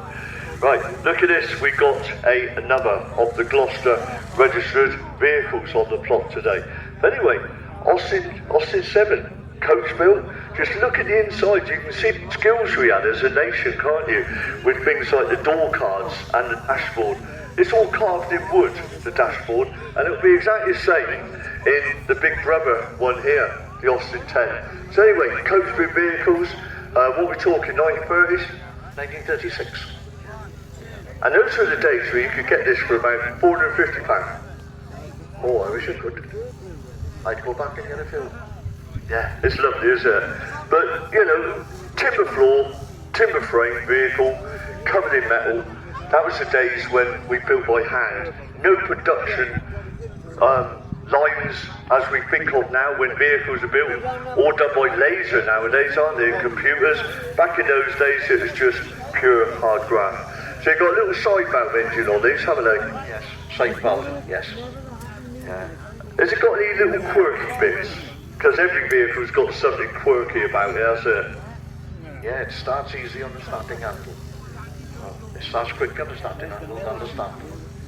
That's amazing. Well, you treasure it, my friend, because, you know, things like the wings and stuff like that, they were handmade back in the day. They were made with a hammer over a template. And of course, you know, it was done to perfection. Coach building, they call it. And just look at the headlights on this. Where on earth would you find one of those nowadays? I'd have to ask you, because you know you've got a really rare beast here, lovely vehicle, getting coach built, but it was an Irish vehicle, was it originally? It was Irish, yes. I bought this one about 18 months ago, put off eBay. Now tell me, I'm going to be nosy now, because everybody will be sat around here saying, how much did he pay on eBay? How much did you pay? £5 grand. £5 grand. Well, that is a bargain to obtain a piece of heritage motoring, isn't it? £5 grand. You know, when you think what we pay nowadays for a modern vehicle, and you bought a chunk of a heritage, which will outlast a modern vehicle, because you haven't got computers, you see. Nowadays, modern vehicles, you're in at the garage when the computer tells you, aren't you? With these, it's all about easy engineering. The engine is all top dead centre. You get your timing right, you get your points set right, you get your plugs right. Turn a handle or press the start and it should go. That's right, isn't it? Yeah, there's no key on this one. You just turn the ignition on and press the button. I had to get a key for it to lock the door when they bought it. Again, if you need to have a look inside this vehicle and you see it in the parking liner, have a look at the dashboard, because that is where our coach building skills and the use of what I take it that's walnut by looks of it. Yeah, definitely walnut that they would have used, and when you see that, it's veneering at its best, it really is. And any quirky stories you want to tell us about? Not really. If it stood a little while, it needs a bit of turning over, but once it's warm, it just fires up straight away. Yeah. We were very clever, weren't we, as an industry? I mean, really clever back in the day. And, you know, how we turned vehicles out of that quality. Back in the 1930s and 40s as well, you think very, very clever. Got a nice AA badge on there, the days when they saluted you. If you want to know why the AA men used to wear brown uniform, it was because after World War II, of course, there was an abundance of army surplus available in brown. And of course, that is why they wore brown uniform. Same with the REC, there was lots of RAF uniform available, so the REC wore blue. Some stories there. When we talk about wartime, back to this one, and it's lovely because it is still portraying its lamps that shine the headlamp down onto the floor. And you shouldn't be able, technically, to see that from an aeroplane up above. And that was the idea of that, so you could go about your business with your vehicle in the war days. Now, like your tin hat, I bet that's brilliant. You look like, what's his name out of... yeah, you know what I mean, don't you? Captain Mandarin. Brilliant, I love it. Anyway, vehicle-wise, it's superb. How long have you owned it? I've owned it since 1967. I spent the first year getting it ready for the road because it's been in my uncle's garage for 9 years. And as soon as I got my provisional license, it was on the road. It's spent a long time off the road since then, and eventually been restored between 2003 and 2018. That is incredible. If you want to see the inside, ladies and gentlemen, you want to see the inside this vehicle, it is amazing. But what else can I say? These are days where we built vehicles, weren't they? And we turned out some absolute classics. Now, it's not always about vintage vehicles that people want to show. They want to show what they consider to be the future classics. And here's one of them, Crossfire. Now, built by Chrysler, weren't they, if I remember rightly? Very stylish, very powerful, and yeah, I can say they're brilliant, aren't they? Yeah, so what made you buy one? I just like the shape of it. Yeah. And the power. And was it a lot of money in its day or not? How did it compete with the Mercedes of the day? I'm not sure, because, I mean, I paid £6,000 for it, but I spent a lot of money on it. Well, you know what? You're going to make me go look on the internet to find that answer. How did it compare price-wise with Mercedes, who were offering some very similar vehicles, weren't they? No, there weren't many of these in Britain, I think, because maybe they were sold in America. Now, Chrysler being General Motors, and that sort of nowadays encompasses Vauxhall and Dodge and people like that. Are you right for parts on it? Can you get stuff quite easily? Get parts. The body parts are hard to get, but all the other stuff, because it's all Mercedes, so you can get the parts easy. Yeah, yeah. Brilliant, well done, my friend. So when we talk classic cars, vintage cars, there's always going to be some, the blockers I call them, going to be some new kids on the block, and there's one of them. Thank you very much for bringing it in the arena. Now, the Austin Mini Moke, and of course, these are factory built, if I remember. I don't know. Yeah, they were a factory production, but they weren't a kit car. Because some people think they were built as a kit, but if I'm right, and you can check the internet, please, tell me I'm wrong if I'm wrong, I think they were built on a semi-line. Yeah, but this isn't actually a 1980, it's an Australian Mini Moke, which I've owned for about probably 10, 12 years. What I like about it is it's not concourse condition, so we can use it, abuse it, if we put little scratch on it or whatever, it's not the end of the world. It's got a 1275 engine in it, so it feels like it's going like the clappers, but then when you look down at the speedo, you're doing 22 miles an hour. And of course the 1275 engine was used throughout the Mini Clubman range, Mini Clubman GT and stuff like that. And when we talk 1275, it's really 1300cc, isn't it? Yeah, indeed. Very, very nice. I love it. And of course, you've got the weather. Yeah, take the hood off. Yeah, brilliant. Anyway, we stick with the MG, Morris Garages, of course. So he was a very clever guy in his day because he was responsible for Nuffield tractors. Yeah, and of course, they went on to produce everything from engines for JCBs in the early days, right through to a nice range of orange Nuffield tractors. Anyway, car-wise, we've seen some in the lineup already, haven't we, of their earlier offerings there from the 50s. By the time they get to this, the MGB GT, you've got 3.5 litre under the bonnet. MGC. Yes, just testing, slip of the tongue. I've got to swallow another dictionary in a minute, I'll run out of words. Right, yeah, so anyway, let's have a look under the bonnet. Look at that. That is your 3.5. Yeah, crammed in there, and that was used in things like the Rovers. It was the 3.5 litre engine that went into the ambulances over there, the Land Rover ambulances, and it didn't do many to the gallon, did they? No, it still doesn't. Yeah, 20 maybe? 20, oh dear, that's hard this day and age on your pocket. But lovely vehicle all the same. When you're driving it, it's well worth 22. Yeah, it does go well. Now, a lot of these went for export, especially the soft tops. A lot of it went for export to America. If you want to bring them back, as I said earlier, you need to buy one from a dry state, somewhere like California, where it's not subject to all the rust and everything else, and then you've got yourself what should be a pretty reliable vehicle. And of course, no computer business with any of this. It's standard. Get the points right, get the timing right, get your plug gaps right. Top dead centre, and away she goes. I've got 3 MGs, 2 older ones, a TD and a Y-type. This is the only one that's on a condenser and points. Because it's running so well, I don't want to touch it. And the others converted to electronic ignition then? Is that what you did? Yeah, why not? That was an offering, you see, from the 70s.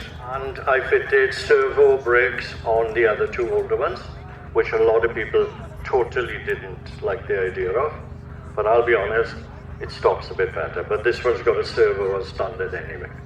See, we can cast our minds back to the days like the Lombard Rally, where they actually took part in some of the competitive racing. Oh, absolutely. I can't carry that on my Well, this one, I had a MPV before this one, 73, no servo, but I was able to fit one. But this one, 1969, dual line servo, fitted as standard. I did look at where it was first registered earlier on when I sat in the comment, and totally escapes me now. Can you enlighten me?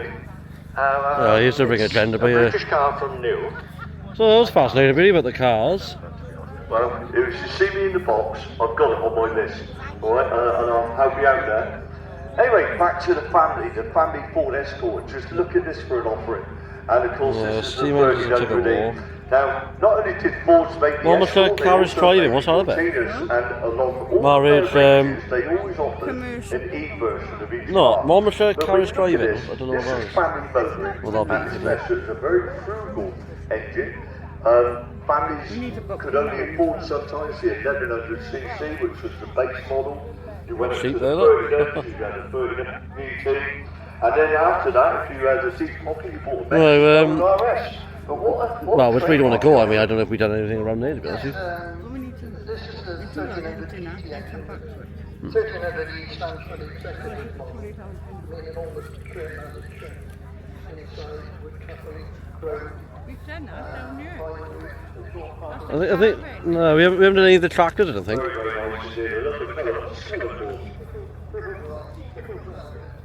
Very nice indeed. And of course, we still use it inside of the vehicle and things like door cars. Yeah, pretty interesting information there, really. I could film the entire tree, but I thought it could get a little bit too much, really, couldn't it, you know? But you could always hear on the tannoy anyway.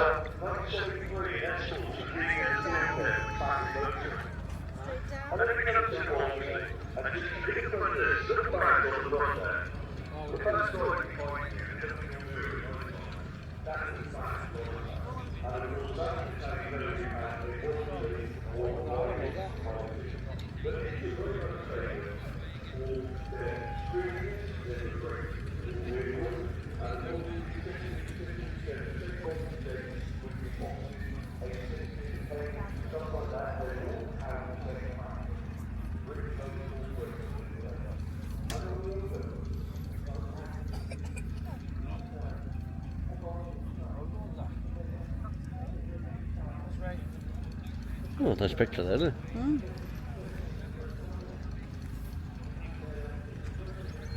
Let's see if I'm zoomed out. Can you hold that for a second? Thank you.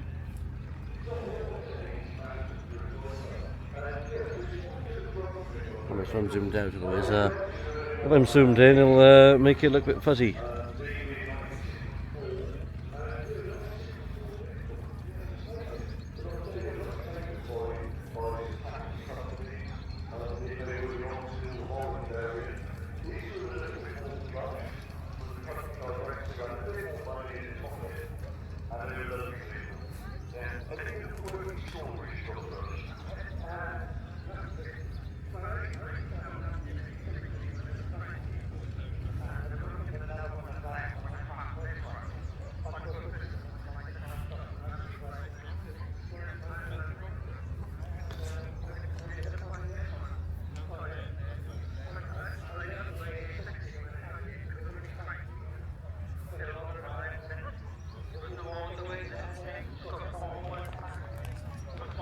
It's like riding a fair distance there. I think you can walk around it, can't you? Sort of.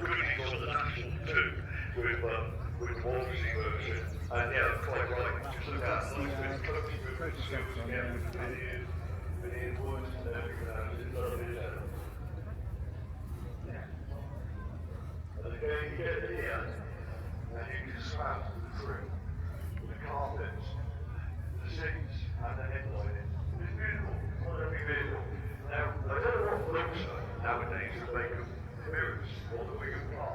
we don't have them doing on the modern car now. It's all on the door, but of course in those days, cars didn't go along at the speed that they go now, and it was, it was deemed to be adequately safe back in the 60s, probably not so nowadays, but what a lovely selection. So there we have the British motor industry at its best being represented here today, along with a few interesting goodies flung in, which are rather different. And you know, we sort of talk about the coach building skills, but within these three vehicles in particular. One of them, a rebuilt Morrison Series E, which is 1946, and if you watch the Agatha Christie films with Joe Nixon, it's actually in there because it's all filmed down in cinema in Devon. And there he is riding on the seafront with Trophy Hammer. That's my brother. And that was a black Morrison Series E. It's in a museum now, an interest. Lovely, lovely vehicle. But the Austin 10 in its zoom on the camera, please, Nick. That's the, you know, with your fingers, you know, like pinch the screen. No, wider. No, outwards. And more. Right, more. Right, whoa. Oh, yeah, I'll zoom it back out. Yeah, because I can't do everything, I'm afraid. Right, yeah, we could zoom out again because it's still zoomed in. No, out. There we go. They've done the Morris Thousand Traveller with the wood on the back. A very utility, very good utility vehicle. And a very reliable vehicle for the Morris Thousand. MG, what can I say? These were much favoured back in the day. That's all the forward police used to have black ones with a little barrel in them. And they were much favoured as a police vehicle. We talk about how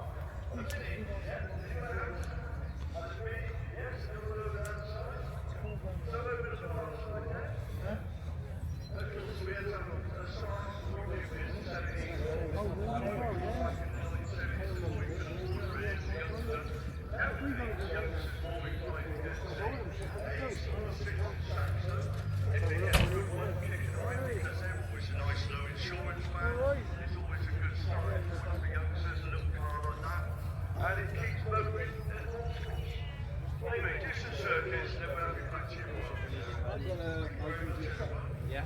So on a hot day like this, I'll turn the wheels. Yeah. Gonna run with I did halfway, so I'll do these now then, and I'll continue on then.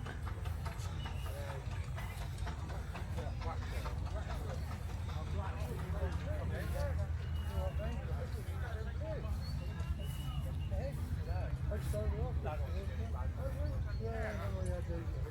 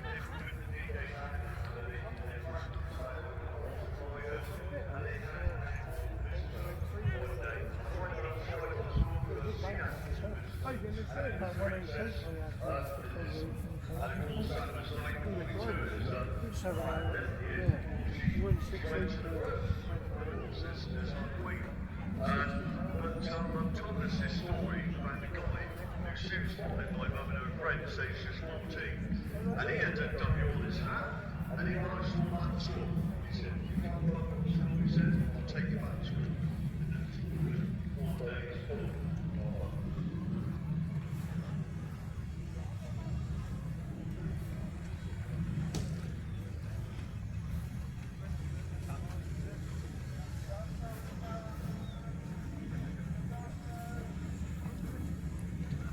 Well, thank you very much to the car owners for bringing in those absolute beauties of vehicles. Because very, very impressed with the lineup today. When you look through the Saturday lineup, there's some stories out there. Please do go and introduce yourself to some of the owners.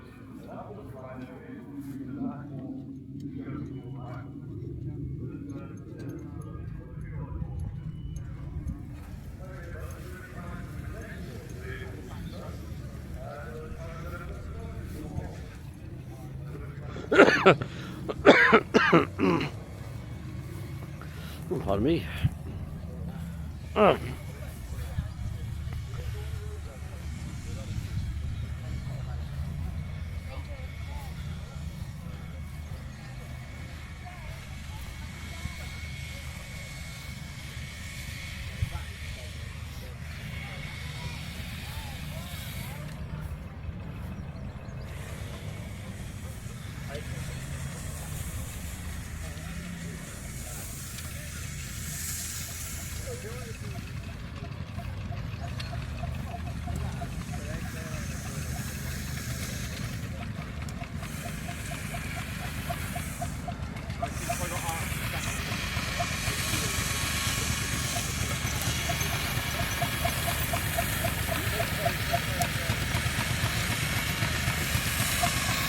Small tractor there, isn't there?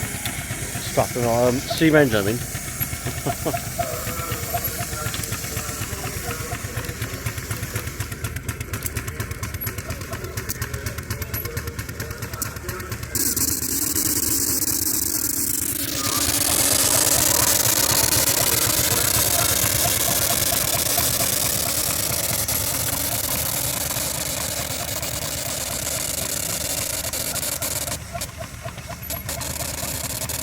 There's a small one of that.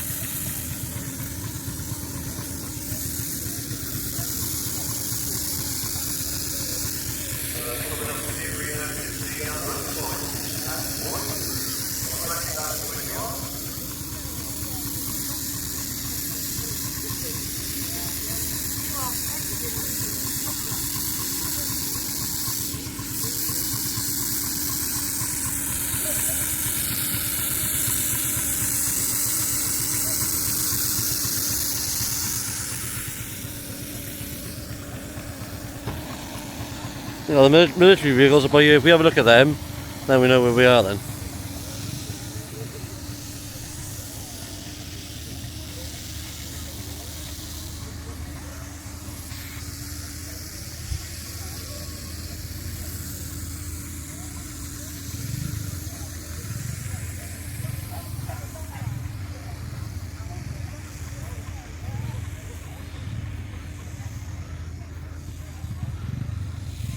off with this one by you, I think, viewers.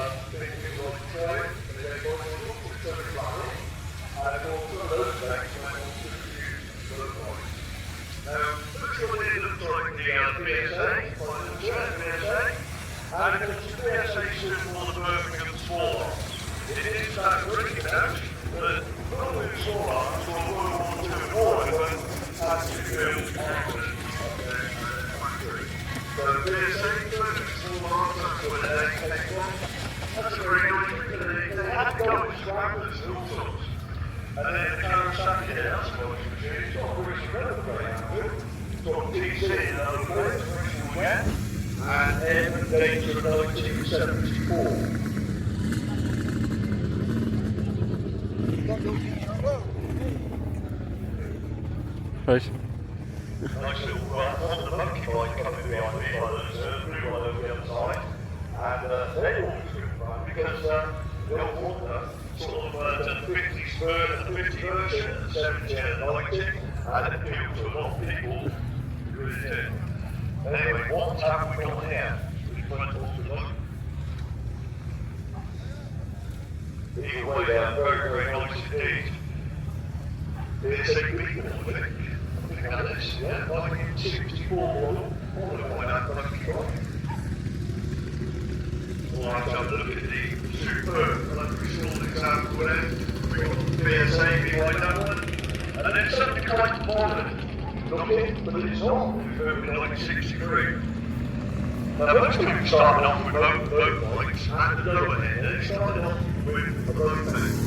And you see three very, very good examples just on points over in the arena. And of course, mopeds were all the rage back in the day. And look at the Doc Loop drones. Well, this name from the past. You've got the Doc number plate on the back. And then you imagine that in this day and age, going around doing the early morning deliveries with the clank and the bottles. We sort of miss all that, don't we? The electric wheel floats we used to have back in the early 1960s into the 70s and 80s. All the bigger the parts nowadays. Well, let's get a chance to have a look at this everything's working close because that is very nice indeed. One of them mentioned HAS, of course, Samson subset number plate on that one. TYC mid Global.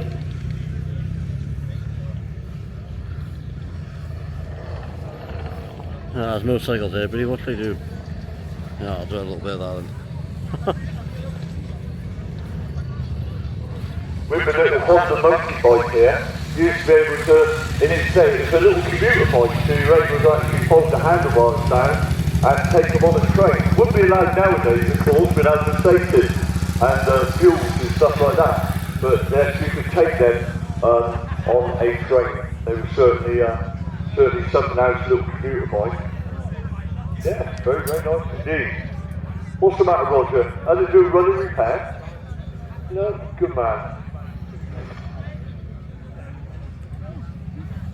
Well, I'm going to go and talk motorbikes now.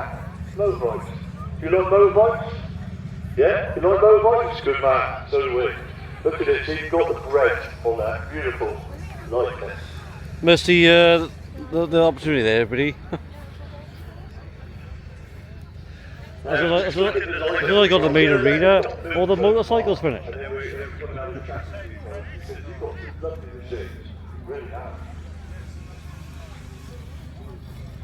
That's bound to happen, isn't it, viewers, you know?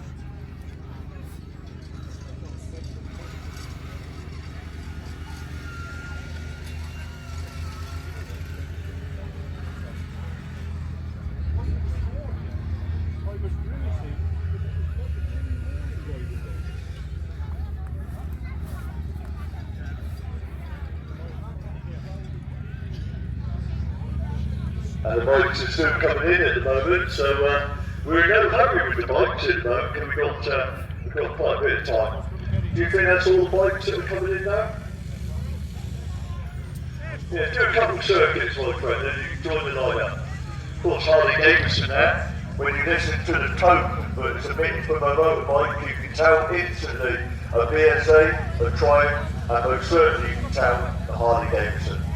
And you know, when you look at the machines like the Harley, nowadays they're actually built to your specification. You buy the base hip, you buy wheels, you buy anything you want to change that Harley into your dream machine. When you think Harley, you think of America, you think of things like House Angels, and vintage sort of guys having Harleys that date back to the 1940s when they were dispatch riding machines as well. No, it was really thick cloud mist. Yeah. Yeah. It's either that or them 12 pints of cider really. No, I'll just, yeah, but I'll do these vehicles and we can decide what we're going for them. Yeah, we've all come back now. We could get okay. Okay, we've got we had 1 pint of cider. The DMPs get pulled out into the town last night. Spoke about Harley where you were driving around, and the fact that on Harley now is almost built to order, you choose wheels. The DMPs get called out for any rioting last night. No MPs. And as they mentioned, you can always hear a Harley. It will be tonight. So what prompted you to buy one? I'll be there, mate. Didn't bother waiting when I was young, but when I've been older, I've been sore and so. No sash. We don't do sash. I thought you had a bit of a They are nice, aren't they? They look heavy, aren't they heavy? Yeah, so if it toppled over, it's a bit of a struggle then. Where were we when he had the session? He kept messaging me, where are you? Yeah, what a lovely looking machine. And of course this one dates from 2005, and Harley Davidson, Scottish roots right back into World War II because they built dispatch bikes. And we often see them on some of the showgrounds. So if you can film a bit of the show for me. But they weren't like this, of course. They were very, very basic, but even so, that great American name. Anyway, and you get all the parts. There's a good parts network. A couple of the big Harley dealerships closed last year, didn't they? No, you still get parts. Yeah, we sort of lost a couple up my way. I think we lost the Southampton dealership, and I think the Plymouth one went as well. But anyway, very nice indeed. When we talk of BSA, we look at this machine, the Birmingham Small Arms, so they made some lovely, lovely motorbikes in their day. But this is somewhat different because you see that on the site, and you think motorbike and sidecar. But this is more of a competition machine. But when you see that, you think of sidecar. Now that prompts me to think about my neighbour back in the 1960s, because him, his wife, and the 2 kids had a BSA with a sidecar. And it was the old sidecar, I think the make of it was a Watsonian sidecar in the day. And it was the thing that brought motoring to the masses back then, because you couldn't afford an Austin A30. In 1966, they couldn't afford one, I know that. And they went for the next best thing, was a motorbike and a sidecar. But anyway, that's that out the window. But look at this, a competition machine. This is competition machine. Yeah, very much so. Number 79. So anyway, it's for sale. How much you want for it? It's very close up. So what sort of history has he got competition-wise? It don't seem $5.5 grand. But it's a labour of love, is it? I do the vehicle, labour of love, because he's never getting... There's everybody, when they put the rope across, they don't really Anyway, competition-wise, understand how difficult it is to get a shot. behind any of the winnings. I've only ever used it for rides, steam rallies, to be honest. I've never tried it. I've tried it in days of over. Where I come from, up in Stonehenge, 100 miles from Stonehenge, we are still the home in my village of Avon's Bearings. You know the plastic screens that go on the front? And they were built when I was a child back in the early 60s, and they're still built there today. And of course that's a big name in the business, because the Missional brothers were great friends with the Rickman brothers, Don and Derek, and also Sammy Miller, who's got the big museum down on the Hampshire coast there. Anyway, that's very, very nice. So what's CC? CC? 350. So nice little equipment. So we also got another event as well, ability to attend after this live stream, depending on what time we wrap up here. So that'll be interesting, won't it? And, you know, Greek Scottish was one good example. But look at this, where on earth do I start? Because this is what I consider to be the classic British machine. Now, we were very, very famous in the motorcycle industry for putting into the headlamp the switching devices, the arrow cleaner, the horn, all the way Yeah, we did that one. the light switches. And we were very famous at that. And we were also famous for putting on the front there. And this is totally gone nowadays. The old fascist way back with the number plate on the front. But of course, in the day, it's done away. I've got a number plate at home, and I work for the moment sometimes. Yeah, it's a 1933 games, and I typed it just in the road for 3 or 4 weeks. Starter, I don't know, just focus and craft, he painted in the shed. Sounds like in the steam wheel then. Yes, it was 50cc, started going from the first show was then 10, and it's about to go down. That's probably where it's saying now, of course, the James boat Can't say that. the James, things like the Cadet, was a good maker there, it's also there. No longer here. And of course, that is so sad with so much of our motorcycle industry is all disappearing nowadays.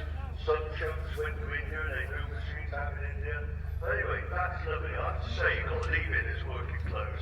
It is completely unmolested. And when you look at it, it's hardly got any accessible nuts and bolts that are distinguishable as a nut bolt. So I would leave that as it is. It'll take much to get it going. No, when I first got it, I know was just totally wrong anyway. So, This is everybody, 1954. Sees one Land Rover, I think it's zooming on that one. Yeah.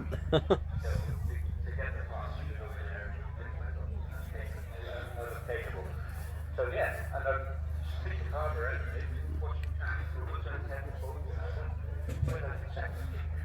was unreal. And over the winter, I spent a little back going on, and they won 852. They're still on total runs on back ignition, but it's still It's amazing. What's the lovely stories? Now, another make of machine that is no longer with us is the aerial motorcycle company. They're responsible for the aerial leader, they're responsible for use by the aerial power. Now, when you start back and look at this, I know this is on a sea race, which is 1965. When you start back and look at it, it looks incredibly modern. So, I think they were ahead of their day, which is probably more unfortunate finisher, but they appeal to the police force. One of them train bridge, what we've seen on the aerial definitely, it is that day. Nick Rowan Pocket. But it was a lovely machine all the same, isn't it? I say lots of vehicles here, buddy. Lots and lots of vehicles.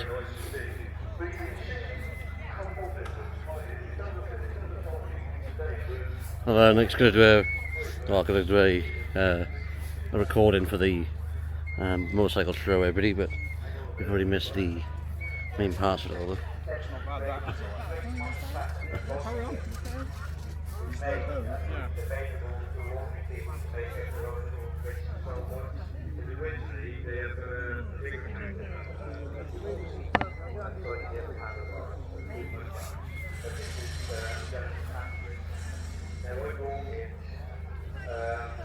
More or less exact, but it was black and yellow.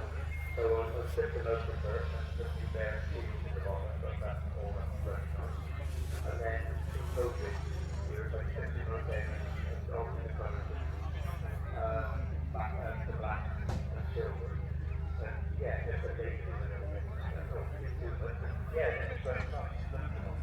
When you look at our industry, look what we got with James AJS. Oh, we want some more. Anyway, in 1966, the reason our motorcycle industry went backwards is because the Japanese came in. They came in with some lovely, stylish looking machines. They came in with machines at a very convenient price. They knew to the young man to actually go and buy.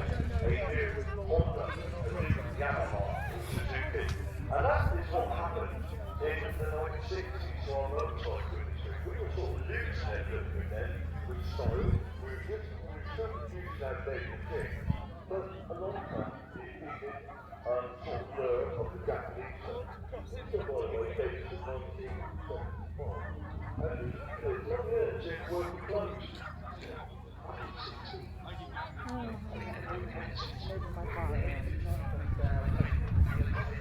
Have we done that one? I don't know if it is. Have we done that one already? Doesn't look like abs, do I? You can see the appeal, can't you? And I've been 17 and wanted something different to the energy quickly, but I started off with the 1950s. You're nodding, you can remember it, can't you? And I was so reliable, I had pedals everywhere. But you, at the same time as those were still being driven on the high street, along from the Japanese stuff in 1966, bingo, they got themselves an interesting marketplace. But along with the Japanese came the Kawasaki, and just look at this, 750cc $60 as well. Yeah, 750, yeah, 80cc, 1974, a couple of the States. It's modified over there for track swift, so just back on. Now, if I remember right, when you shot right earlier on, you got CTC in another plane. TC was allocated to back with Bristol. Was that where it was originally registered when it came back to the States?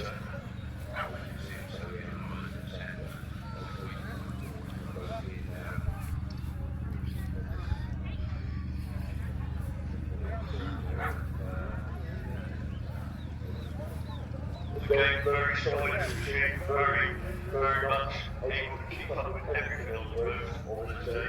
And I think my brother had the Suzuki GT 250, and that was like quite large horsepower, I think it was. 250 GT inside. Ram Air, that's the word on this. What the landing machine did. But anyway, that's very nice. You can see the lower of the Japanese there, right in the one. But look at this Japanese tank, 1969, Honda, Lancashire number plates on CK here, Lancashire. Did you know that? Yeah, very nice indeed. And of course, this is the starting point for and then once you act, you work anymore, you go down then you take the biggest test again, that will you can have any size machine you want. But these housewives, they're job in the next village, in the village shop, the housewife works in the local store, goes to the lady, because I know what I want. And she had, I think there's a rally design, it was a whole week. Right, let's go change the camera a second, ready? Yeah,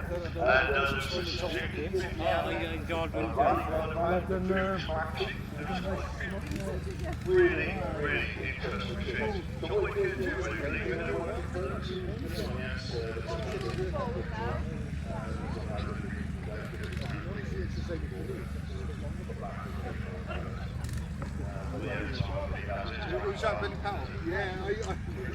I haven't back to when he was working. What's your name, man? Gives you a good insight in the mightiness and so you go on my coaching in the future. Good lads. And then it's where what size you feel running with, whether it's a motorbike or tractor, you start with young, like this youngster is, get them involved and get them into bike ownership, get them into car ownership. Let's get a good picture out of everybody, or trying to. I think I'll go a bit closer look at the vehicles up here. Similar, like I say, you've done some restoration there, but what can you tell me about that one? Any difference? The original ones were overhead now, and they were back overhead now on the trucks. They figured there's one sort of thing. Minor differences, highlights, I just get zoomed in, I do, but you're zoomed out. Well, this is not only just about motorbikes, it's also about bicycles, and you bought something very different here than the commuter bike. Obviously, for the fix it's got on there, it folds totally flat. Yeah, apparently the guy who designed it lost his license to drink drive it, and he was after a little commuter bike, sitting back where we were. Everything was too heavy and too big, so he designed this himself. And decided to go back to Mini, Google Mini, just smaller bike than everything else on the market. Very, very interesting, isn't it? The concept. And there were quite a few of them that popped out in woodwork at the time. The little computer mics. Try it. I'll drove the I'll try and pop back in there. Change the camera.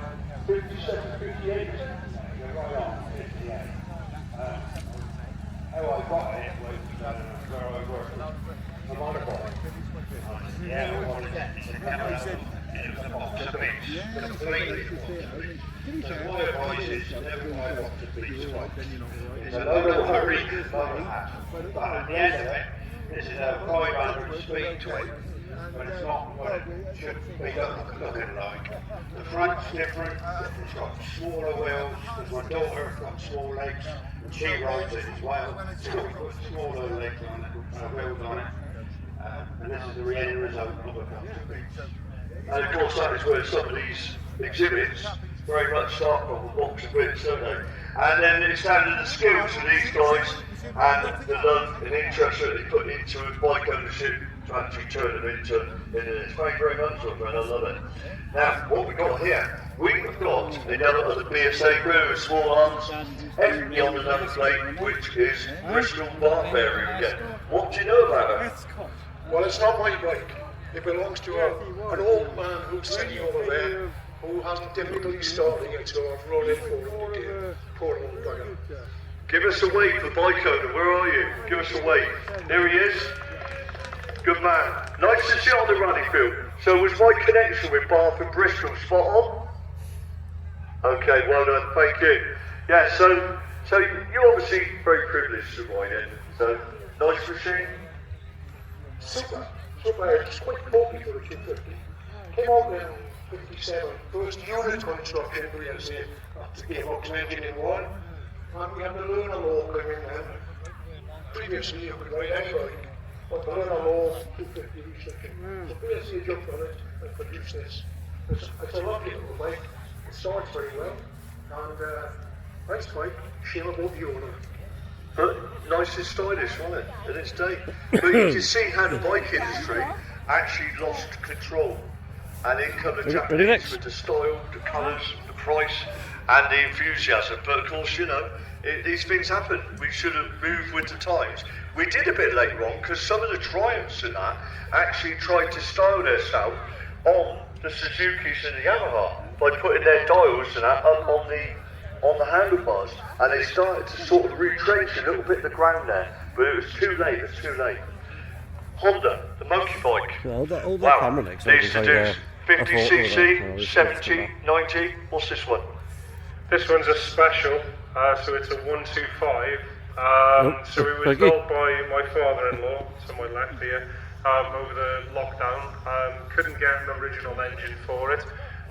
So bought online a Chinese Lifan 125 engine, fits straight in the frame, lovely, go all day, absolutely beautiful. Unbelievable, isn't it? And it conked out on you. But anyway, you can fold these down. They were meant to be a commuter bike to take on things like the trains, etc. It would be frowned on if you took a motorbike on a train. Well, really, I'll call it quits here. I've got 9% battery left on the Pocket 4.